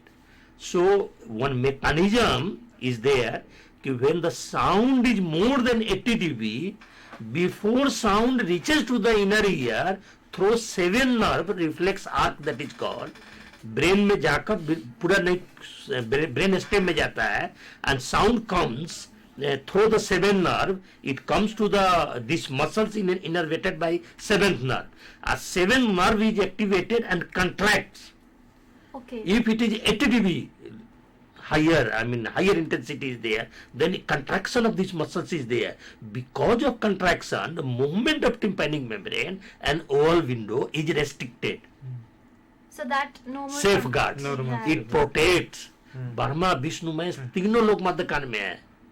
So protection is there, and it with the higher intensity sound, it will be protecting. It will not be allowing tympanic membrane to vibrate beyond the limit. Means there is a 7th cranial nerve and its muscle innervations are tensor tympani and stapedius. And if 80 dB or more than sound is going to the inner ear, then they will contract, sending the signal so that the oval window will be closed. Yes. Okay. And based on that, this mechanism, impedance audiometry is made based on this principle, reflexometry, and then you are able to know whether it is contracting or not. If contracts, then normal. If doesn't contract, sometimes there is a damage. Abnormal. So where is the damage? That also we can know. So there are different portions, and this is a very important middle ear. अच्छा, जैसे आप हमें बता रहे थे कि we have malleus, incus and stapes, and the malleus is attached to the tympanic membrane. Then आप बोल रहे थे कि direct attached नहीं है. तो उस भी हमारे पास ऐसे कौन से structures हैं कि direct attached नहीं है? There is middle way structure in between. Malleus, incus and stapes, this structure which is seen here with the tympanic membrane, malleus, it goes up, see, from umbo, it goes axis of the this thing, head is there, neck is there, and then from up malleus is attached, and from there that two sides you see, this is the stapes below, it is going up then coming down, and it is like this only. So liver system. Piston. So piston also. Right. Yeah, this weighing machine, that traditional, that is also functioning, or pulling water from the well, that is functioning on the liver system. Direct हम पानी खींचेंगे तो नहीं निकलेगा, लेकिन with the wheel, help of wheel, और बच्चे खेलते हैं स्विंग जो होता है, so that is also, so then the example of the liver system, there are different types of liver. This is also one kind of liver where we are giving less energy and able to get more energy at the level of oval window, and how much? Around 40 dB. And the increase, it is a bridge between the malleus and the stapes. And this is also called ossicular chain, and this directly, which I said directly, there is not a single bone. See, 3 bones, so that 3 bones are, this finger, 3 bones are there, so that we can hold something and bend it. Like this, 3 bones are there, so that it can go up. Otherwise, 1 bone, so we cannot take up like this. Right. So liver system cannot we cannot build a liver system there. Okay. So that's why this structure of the this malleus incus stapes is like that. So this is all about the Middle ear. Okay. Would you like to add something in the middle ear, or can we move on to the inner ear? Yes, middle ear में हम लोग जो जैसा कि sir ने बोला कि हम लोग इसको ऑसिकल चेन भी बोलते हैं, बहुत सारे लोग नहीं जानते हैं कि माने तीनों हड्डियां का नाम नहीं जानते हैं, तो इसको कभी कभी हम लोग यूज करते हैं एक सोसाइटी में कि ये ऑसिकल चैन है। तो और इसको, और मिडिल ईयर का इसलिए सबसे बड़ा रोल है कि इसमें जो एक जो हड्डियां हैं, इसमें सबसे माने मनुष्य की सबसे छोटी हड्डियों में से एक है, इसलिए ये इम्पोर्टेंट है। अच्छा सर, एक क्वेश्चन और, जैसे हम मेलियस को हैमर भी कहते हैं, हाँ। Why is that? So because its shape is like a hammer और व्हाट? तो जस्ट उसका शेप उस तरीके से है, इसलिए हम लोग उसको हैमर कहते हैं। और ज्वाइंट जो वो है, तीनों आपस में ज्वाइंट है, इसलिए भी उसका बहुत बड़ा सपोज, अगर हम है एक नॉर्मल हैमर को हम पकड़ते हैं तो एक तरफ से पकड़ते हैं और दूसरी तरफ से वहाँ हम जब ये करते हैं प्रेशर देते हैं, तो दोनों का रोल बराबर है। अगर हम उठाएंगे नहीं, पकड़ेंगे नहीं, अगर उस पर मारेंगे नहीं, तो उसका वजन नहीं जाए। Right, very well said. So can we move on to the हाँ, inner ear? then inner ear, basically this external ear, middle ear, which we have discussed, these are the just supporting system of the hearing. They are not directly, it is not doing anything in the process of hearing. It is now inner ear is the mainly sense organ of hearing, and main process of hearing takes place in the inner ear, and very much important. And in case of this हम special बच्चे जो हैं हमारे ये hearing impaired बच्चे, उनका maximum बच्चों का इनर ईयर में प्रॉब्लम होता है, वो हमारे उन्हीं को ज़्यादा हमें चिंतित होते हैं, स्पेशल एजुकेशन की ज़रूरत है। मध्य कान में एक्सटर्नल ईयर में प्रॉब्लम हो, then may not be required, but only guidelines. So integration and even inclusive education. So even normal teachers also, they should be able to know these things. Right. And without any lots of problem they can manage. Otherwise on the name of hearing loss, just ignoring, ये सुनता नहीं, वो ठीक नहीं है बात। तो मध्य कान में कोई बहुत विशेष बात नहीं है। They should be able to say that कि ये डिस्चार्ज हो रहा है, भेजे डॉक्टर के पास। Right. या एटलीस्ट रेफरल आइडेंटिफिकेशन लेवल पर। सो इनर ईयर मेन है, इम्पोर्टेंट हमारा, जैसा कि इसको मेनली अलग अलग, जैसा कि हम देख रहे हैं, हम डिस्कस करेंगे हम लोग। और ये इनर ईयर भी इसको बोला जाता है और लैब्रिंथ भी बोला जाता है। Inner year is also called labyrinth, and this labyrinth is divided into 2 things. One is called vestibular labyrinth and second is called cochlear labyrinth. Vestibular labyrinth is important for maintaining the balance. We will not discuss much there here because we are important. And cochlear labyrinth, that is important for our hearing process, as because it is attached to each other. Cochlear labyrinth and vestibular labyrinth attached to each other, and some problem is there in the vestibular labyrinth, so that may also come to the cochlear, and some even special tests are there. We do the balance test, the caloric test, so many other tests are there. So why we are doing the test? So that differential diagnosis or some problem may be there also in the cochlea, to rule out those things. So cochlear we'll discuss mainly sir जैसे cochlear. आपने vestibular labyrinth के बारे में बताया, sir ने बताया, तो Sanjay sir मैं आपसे पूछना चाहूंगी, जैसे कुछ ऑटिस्टिक बच्चे होते हैं जिनको प्रॉब्लम होती है with their vestibular yes, yes, system, yes. So we can say that yes there is some problem at the level of vestibular labyrinth. हाँ, एक्चुअली जो वेस्टिबुलर लेबरेंथ है, हम उसमें जैसे कि बोलते हैं कि वेस्टिबुलर स्टिमुलेशन देते हैं, तो उससे क्या है कि बच्चे में जो हाइपर एक्टिविटी, जो बैलेंसिंग प्रॉब्लम होता है, तो जो एक नॉर्मल ऑडिटरी पाथवे से जाता है और बॉडी को बैलेंस करने की जो क्षमता होता है, आप एक ऑटिज्म बच्चा को में काम करिएगा, उसमें आप देखिएगा कि बच्चा चल रहा है लेकिन बच्चा पैर कहाँ रख रहा है वो इसको पता नहीं होता है, नीचे क्या है। तो वो जो वेस्टिबुलर का जो हम लोग करते हैं तो उसमें उस चीज को उसको उतना अनुभव नहीं होता है, वो अप्रोप्रिएट ब्रेन से रिलेटेड ब्रेन से वो नहीं है, ताकि जिसके कारण कि उसका बैलेंसिंग जो मेंटेन होना चाहिए, प्रॉपर होना चाहिए, वो नहीं होता है। तो खास करके आपका ऑटिज्म बच्चे में और मल्टीपल डिसेबिलिटी बच्चे में ये बहुत बिग प्रॉब्लम है। और इसके लिए अगर मान लिया ऑटिज्म बच्चे में हम देखते हैं वेस्टिबुलर प्रॉब्लम होता है तो डिफरेंट एक्सरसाइजेज देते हैं, सेंसरी स्टिमुलेशन देते हैं, सेंसरी ट्रेनिंग देते हैं, और part of vestibular stimulation, not for की हेयरिंग स्टिमुलेशन हम लोग देते हैं, कोक्लिया को कुछ करते हैं हम लोग, वेस्टिबुलर को स्टिमुलेशन दे करके और उसके बैलेंसिंग को इम्प्रूव करते हैं, ताकि वो बच्चा समटाइम की उससे क्या होता है अटेंशन का भी, जैसे वो जो ऑटिज्म का आपने बोला तो वेस्टिबुलर के थ्रू अटेंशन पर भी इम्पैक्ट पड़ता है।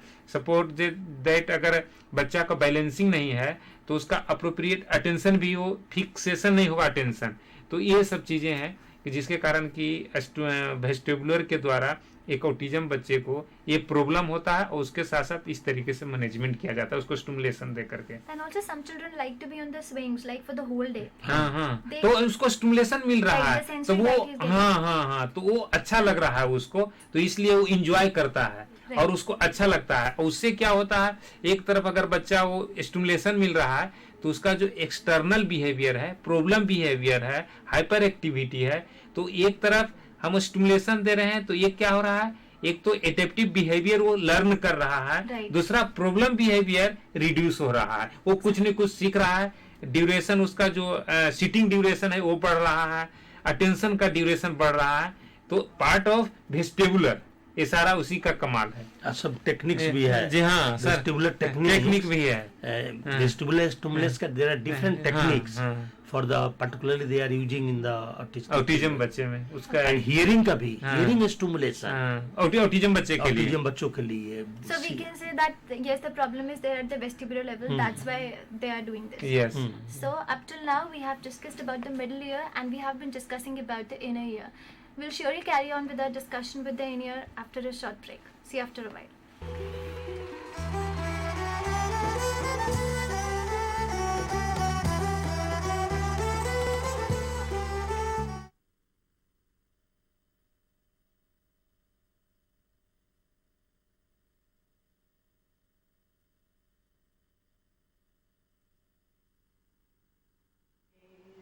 हम होंगे कामयाब, हम होंगे कामयाब, हम होंगे कामयाब एक दिन।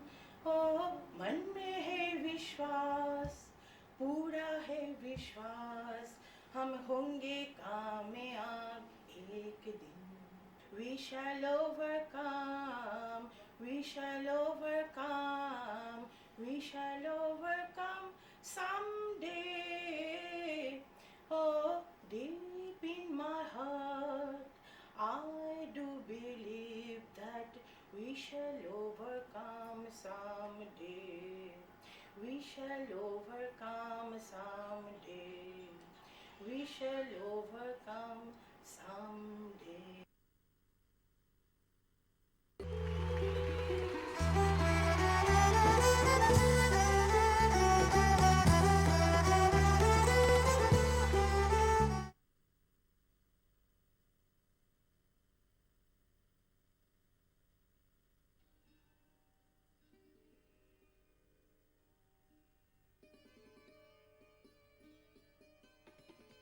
ऑटिज्म एक व्यापक विकासात्मक विकलांगता है, जिसके लक्षण जीवन के प्रथम 3 वर्ष में ही दिखाई पड़ते हैं, जैसे असंगत खेल, असमान स्थूल एवं सूक्ष्म गामक क्रियाएं, शाब्दिक संकेतों पर अभिव्यक्ति न देना, Where is the cup? देखो, open your eyes, open करो, open करके, open.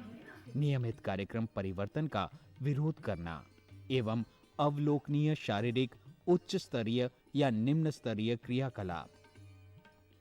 UNCRPD 2007 section 1 of article 4 निशक्तता के क्षेत्र में कार्यरत प्रोफेशनल के प्रशिक्षण पर महत्व देता है। ऑटिज्म के क्षेत्र में सरकारी एवं गैर सरकारी संस्थाएं कार्यरत हैं, जो भारतीय पुनर्वास परिषद द्वारा पंजीकृत हैं। Society for advance study in rehabilitation एक ऐसी ही गैर सरकारी संस्था है। कनिष्क 13 साल का एक ऑटिस्टिक बच्चा है, जो इसी संस्था से प्रशिक्षण प्राप्त कर रहा है।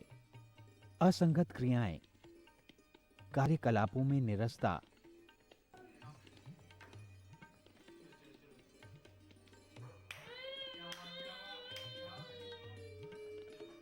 असमान स्थूल एवं सूक्ष्म गामक क्रियाएं जैसे बॉडी रॉकिंग और फिंगर रिगलिंग उसमें देखी जा सकती है। उसे मैचिंग और पेस्टिंग, पॉइंटिंग जैसी क्रियाएं सिखाई जाती हैं। Very good. Glass. Where is the glass? Glass. Very good. Cup को टच करो जल्दी से। कप को। Where is the cup? Very good. Cup में क्या करता है कनिष्क? टी पीता है। चलो glass. Where is the glass? Very good. चलो बाउल की तरह बाउल जल्दी से टच करो बाउल को। Very good. बाउल में क्या करता है कनिष्क? तथा साथ ही साथ रोजमर्रा की आवश्यकताएं जैसे खाना, पीना, कपड़े पहनना,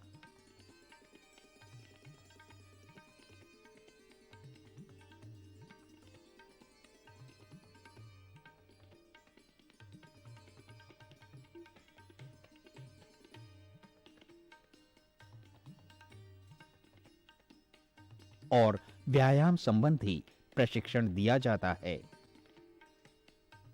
ऑटिस्टिक बच्चों को भिन्न भिन्न प्रकार की कार्यविधियां उनके स्तर के अनुसार सिखाई जाती हैं, जैसे कुछ बच्चों के लिए colouring with in one area, matching and identification, fine motor skills, I hand coordination, concept of vegetables, fruits, body parts, colours पर जोर दिया जाता है तथा कुछ को प्रश्न पढ़ के उत्तर देने में और रोजमर्रा की आवश्यकताओं को पूरा करने में सक्षम बनाया जाता है। इसके अलावा राइम्स, डांसिंग, सिंगिंग द्वारा लेजर एंड रिक्रिएशनल एक्टिविटीज में भाग लेने के लिए प्रोत्साहित किया जाता है।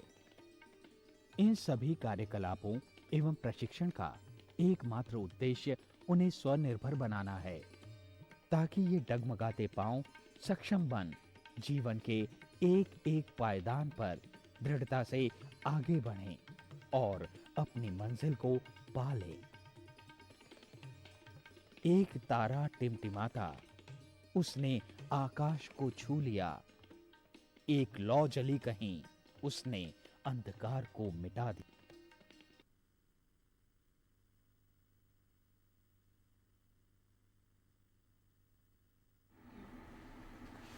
Welcome back. ब्रेक पे जाने से पहले we have discussed about the middle ear. The middle ear is divided into different parts, which is eustachian tube, oval window, round window, and two muscles, which are tensor tympani and stapedius. Plus there are three ossicles or three bones, which are as medius, incus, and stapes. If we talk about the eustachian tube, then we can say it acts as a ventilator, and it also equalizes the pressure on either side of the tympanic membrane. And middle ear, as we can say, it is an air-filled cavity. Progressing on to the two muscles, which are tensor tympani and stapedius, Actually, these are the innervations of the 7th cranial nerve, and if more than 80 dB of sound is entering into the inner ear, then they just contracts, sending a signal which ultimately closes the oval window. And if we talk about the 3 ossicles or bones, which are malleus, incus and stapes, then there's a liver system acting over here. The manubrium, or we can say the handle of the malleus, it is attached to the tympanic membrane, and as the tympanic membrane vibrates, it causes the movement of the malleus, which in turn causes the movement of the incus, which is a bridge between the malleus and the stapes, and the movement of the incus causes the movement of the stapes. Then next we were discussing about the inner ear. The main process of hearing takes place inside the inner ear. The inner ear, as it is also called the labyrinth, it is divided into 2 parts. The first is vestibular labyrinth and the second is cochlear labyrinth. The vestibular labyrinth, it is basically concerned with the balance, and the cochlear labyrinth, it is basically concerned with the purpose of hearing. Over to you, sir. Can we move on with the inner ear? So this let us try to understand first structure of the cochlea. So cochlea, cochlear labyrinth or cochlea, we'll see. It is a snail shape. We'll see what is the shape and how many rounds are there, what is the shape. Inside the cochlea there are 3 tubes. Those tubes are called scala vestibuli, which is towards vestibule, vestibular system, and then scala media, and then scala tympani. Scala tympani is towards the middle ear, and scala media, that is the between the 2 things. So here you can see the diagram of the just simple diagram of a cochlea, structure of the cochlea, where here stapes it is seen there, oval window, and then round window also. Acha, in the scala media some liquid is filled with. Those liquid is called endolymph. And a scala vestibuli and a scala tympani, it is connected to the each other, these 2 tubes. And in these tubes, the liquid is filled with is called perilymph. And you see how the movement of the stapes, that acoustic energy that will be converted into the mechanical energy. So 2A, there is a movement in this we can see the liquid movement. One is with the horizontal, and second there will be a vertical movement of the wave. Those things are important for the processing of hearing, and this thing is seen the same thing. And here the tube, how it is connected. Vertical section of the cochlea, it is seen here, and see below there are 2, which is just half portion of the cochlea, it is seen here, and it is connected. So first round, there is a rounding to around 2.5 rounding is there. One tube, inside the tube there are 3 partition.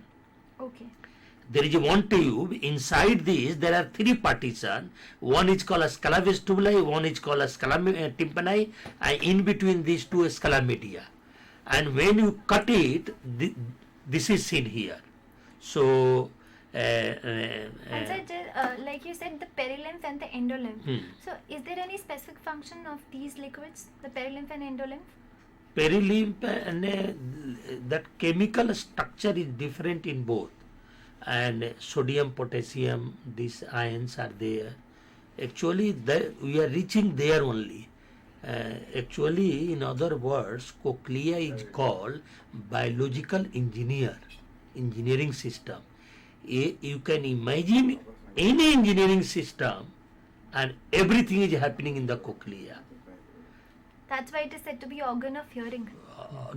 Organ of hearing, in the organ of hearing, see acoustic engineer, acoustic engineer, then mechanical engineer, already you have seen. Right. And now we'll see the chemical. You have asked. Okay. Sodium, potassium is there, means some chemical reaction will be occurring. Okay. And there will be electricity produced there. it means electrical engineering is there. Right. Those things will be happening in the cochlea, and then there will be a feedback system that sensory sound goes in the brain, and from the brain also comes to the servo system that is called through the motor nerve.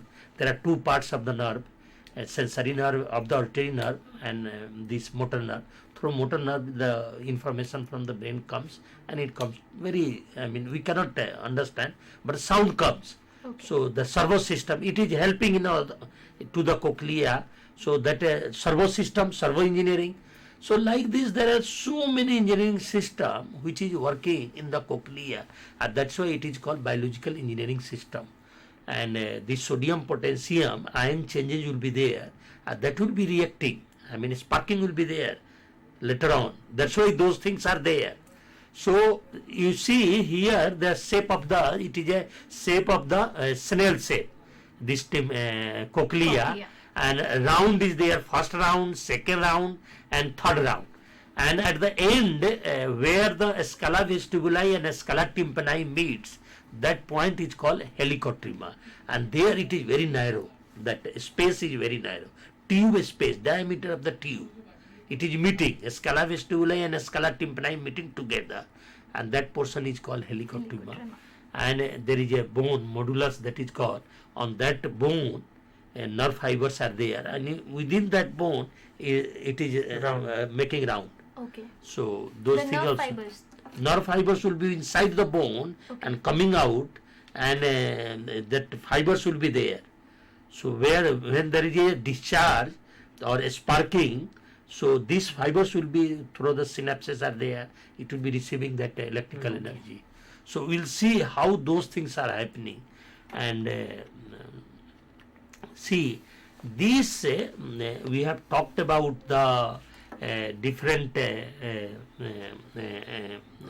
portion of the cochlea. So this scala vestibuli and scala media, this is divided by the Regeners membrane. One membrane is there which is making the partition. One tube is there, and this tube is divided into three parts. So one partition, I have to make two partitions, then it will become three parts. Right. So one partition which is dividing scala vestibuli and scala media, that is called Regeners membrane. Okay. Just it is a naming, or the nomenclature is there. Otherwise nothing very, right from Specific beginning. about And the partition which is dividing scala tympani and scala media, that is called basilar membrane. And this basilar membrane whole system, they will discuss. Organ of Corti is there, hair cells are there, we will see the diagram also. Hair cells are there, outer hair cells, inner hair cells, cilia is there. And here one important thing I am showing in this diagram, ki basilar membrane, it is the diagram of a total tube. This one round, second round and third. Three rounds are there, and this is we can say ki the frequencies which you initially said minimum 20 Hz to 20,000 Hz we hear.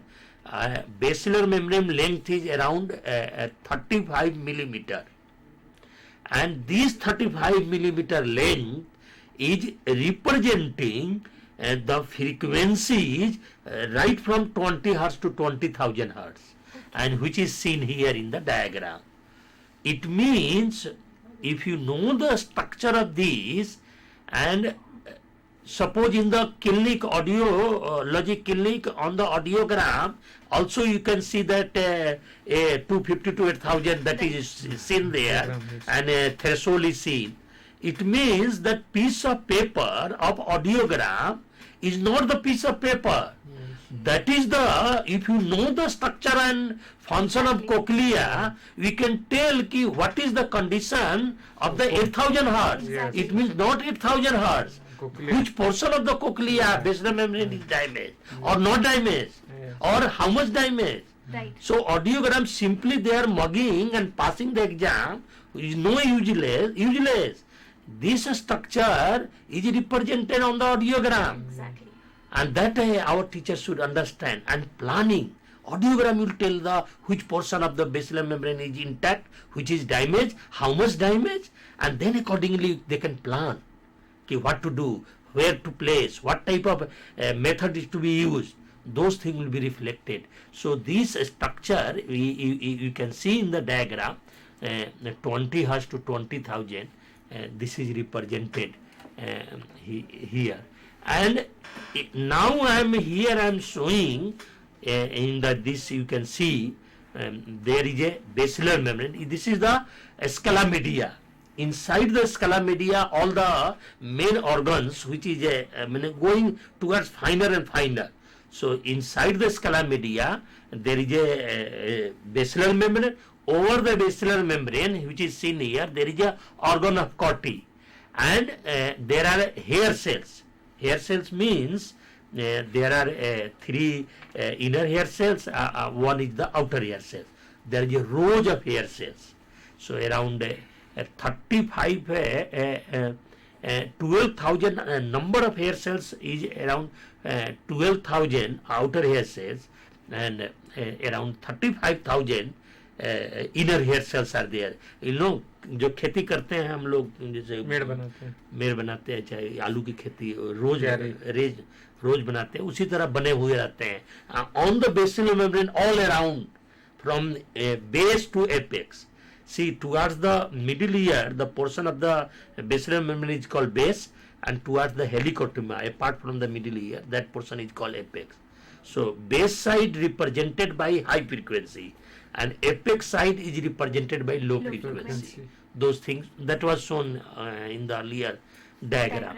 So over the organ of Corti and outer hair cells, you can see 3 rows and 1 row of inner hair cells, and these over the hair cells, which is seen here in the diagram, there are some over the hair cells, cilia is there. A smaller portion, smaller than hair cells. Hair cells you cannot see with the open eyes, and you can imagine about the cilia. And over the cilia, there is a one membrane which is lying over that is called tectorial membrane. Okay. So, any specific functions of these membranes or hair cells? See what is happening when there is a now sound is coming through the external ear, middle ear, there is a movement of the oval window. This movement is back and forth movement, and oval window back and forth movement, and liquid in the scala vestibuli that will be coming inward, and inward when it will come, there all around the cochlea is the bone. Right. So there should be some space to come out. An oval window that comes in, a round window comes out. Okay. That's why round window, suppose you close it, there is no movement of the liquid. There is no movement of the bones of the middle ear. See, I can pull something if there is a space. Right. So all in, that's why round window is there. So that is the one movement. Second movement is up and down. See, if you throw a stone in the water, it will be going this way and it will be coming that way also. So these two waves are happening there, and it means waves are happening. So it means our whole system, this tectorial membrane, also will be moving. Yeah.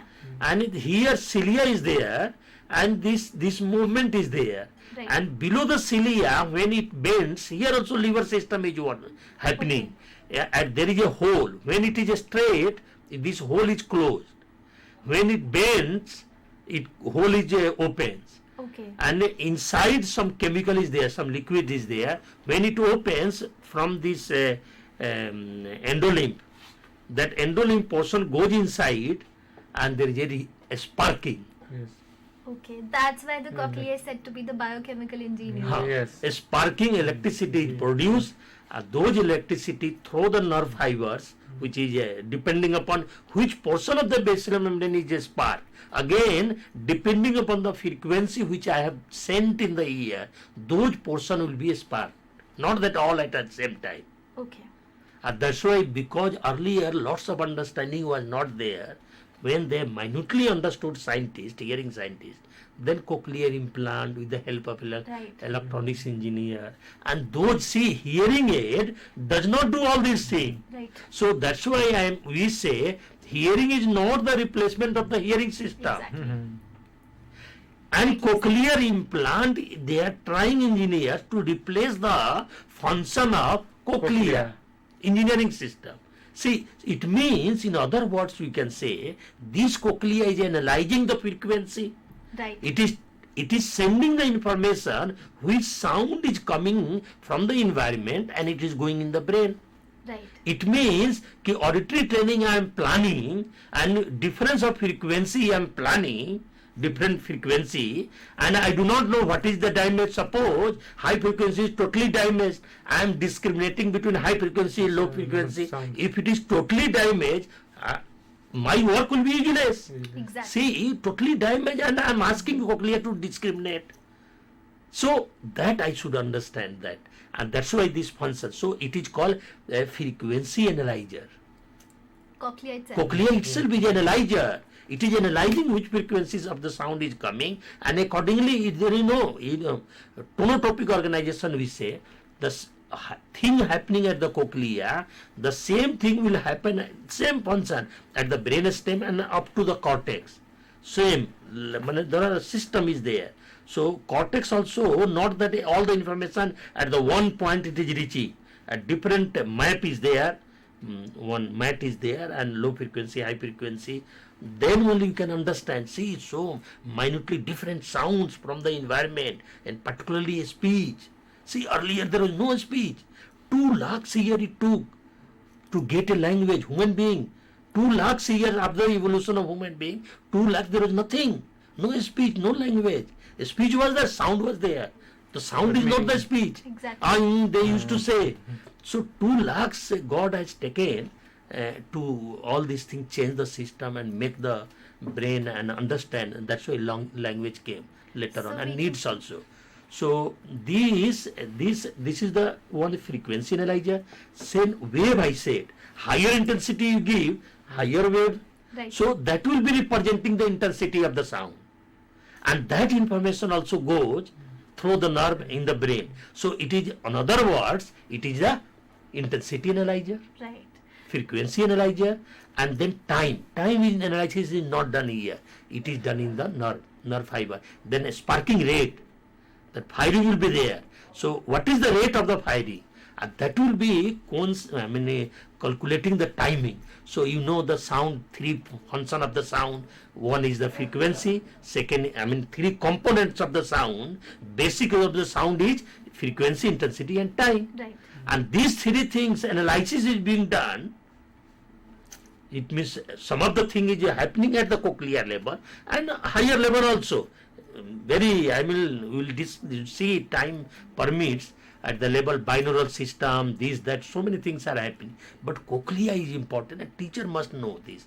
Frequency analysis, time analysis, intensity analysis, just simply discrimination.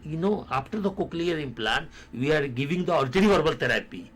See, I must know all these things, then only I can give the Exactly. auditory verbal therapy. Right. Which sound, now after the cochlear implant, which sound child is able to receive and perceive. And then I can discrimination of the frequency I can work, discrimination of intensity I can work, and discrimination of time. And in the cochlear, after cochlear, because child has not learnt it, and that's why you are teaching. So we can summarize that the cochlea converts the physical vibrational energy into the neural signals, Yes. which is ultimately transmitted to the brain Huh. with the help of 8th cranium. Right. So that's all for the today's session. Today we discussed about the structure and function of ear. We discussed that the ear is divided into 3 parts, which is outer ear, middle ear, and inner ear. The outer ear is divided into the pinna, external auditory canal, and tympanic membrane. The middle ear, it is an air-filled cavity behind the tympanic membrane, and it consists of eustachian tube, which acts as a ventilator and equalizes the pressure on the both sides of the tympanic membrane. Then we have oval window, we have round window, and we have 2 muscles, that is tensor tympani and stapedis, which is very important functions, because if more than 80 dB of sound is entering into the inner ear, then these muscles, which are the innervations of the 7th cranial nerve, they just contracts and causes the closure of the oval window. Then next we have 3 ossicles in the middle ear, which are malleus, incus and stapes, arranged in the form of a liver system. And as the tympanic membrane vibrates, it causes the vibration or the movement of the malleus, which in turn causes the movement of the incus, and which causes the movement of the stapes. And stapes in turn causes the movement of the oval window, which causes the movement of the fluid inside the cochlea. And the cochlea, it is a part of the inner ear, and the main process of hearing takes place into the inner ear. And we discussed about the cochlea in detail, and it can be said as a frequency analyzer, intensity analyzer, and also it is said to be a biochemical engineer, because here the physical vibrations, the physical vibrational energy is transmitted into the neural signals, converted into the neural signals, which is ultimately sent to the brain with the help of a cranial nerve, which is said to be the auditory nerve. So that's all for today's session. But before that, I would like to thank Sir for coming over here and discussing with us. Thank you. And thank you viewers for meeting. Thank you. Thank you.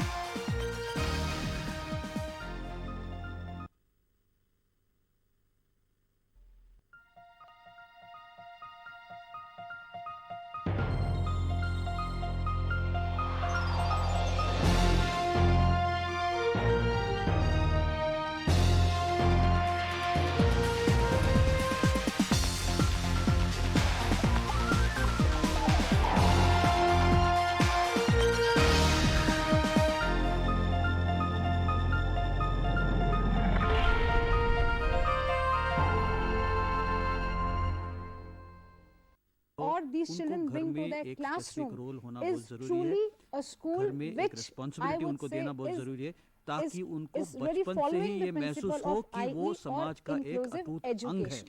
They need to Now, realize जब हम that they बात have to करते हैं कि contribute ऐसे कौन से to बच्चे society, हैं जो be दूसरे it in the बच्चों family से scenario or in the विभिन्न हैं या social दूसरे scenario, बच्चों they से have to अलग हैं या contribute. ऐसे And बच्चे that जो should be विकलांग there हैं, as part of their वो ऐसे psychology बच्चे right होते हैं from